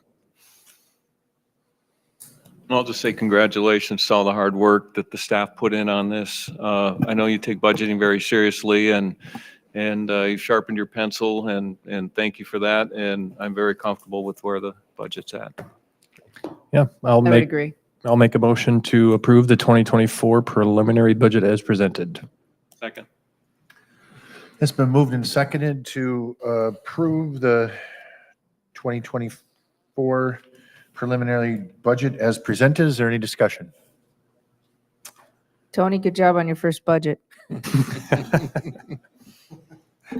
No, really the good job really does go to everybody, because all of you together have to individually work out your numbers and then come together of what's the best thing for all of us. And it's a lot of extra work in addition to all your daily stuff. So we appreciate it.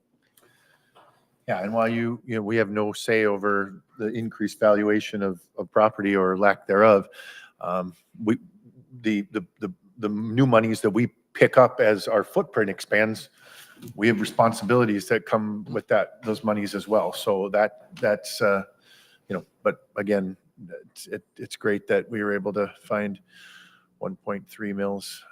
Roughly. There was actually an article in the paper yesterday, maybe, that the West Fargo school district is looking at a similar reduction, and they did a good job of explaining to people how that articulates into dollars. So anyway, and isn't there some legislation coming forward in the near future that we're going to have to start talking in actual dollars as opposed to mills? Is that? Yeah, Mr. President, commissioners, yes, there is a effort being spearheaded to really two things. One, eliminate property tax and provide much greater relief from the state, but also eliminate mill levies and talk about actual dollars, because the premise and concept of mill levies is extensive and confusing, and hard for people to understand. So yes, exactly. Confusing. Some feel intentionally confusing. Yeah. And just before you vote, I also want to acknowledge what Commissioner Dawson said. Luke and I really take a philosophy of a grassroots effort to build the budget. We do not ever want to build the budget in our office and hand it out. So I certainly want to acknowledge the work of all of my colleagues. We met with all the departments. We believe departments need to build their budgets. Directors need to support that. The balancing that we went through was a district-wide effort. It was not a finance team demand or cutting. And that meant a lot of people had to have a lot of discussions about how do we collaborate and give and take a little bit. So I thank the entire team and all my colleagues for that effort. It's a district-wide project. Any other discussion? Jeff, please pull the board. Commissioner Morgan, Aye. Commissioner Dawson, Aye. Commissioner Rosted, Yes. Commissioner Hill, Aye. Commissioner Deutsch. Aye. Motion carries. I move to adjourn. That's seconded by Dr. Hill at all, or? I didn't know your name is Michael. I saw you writing it.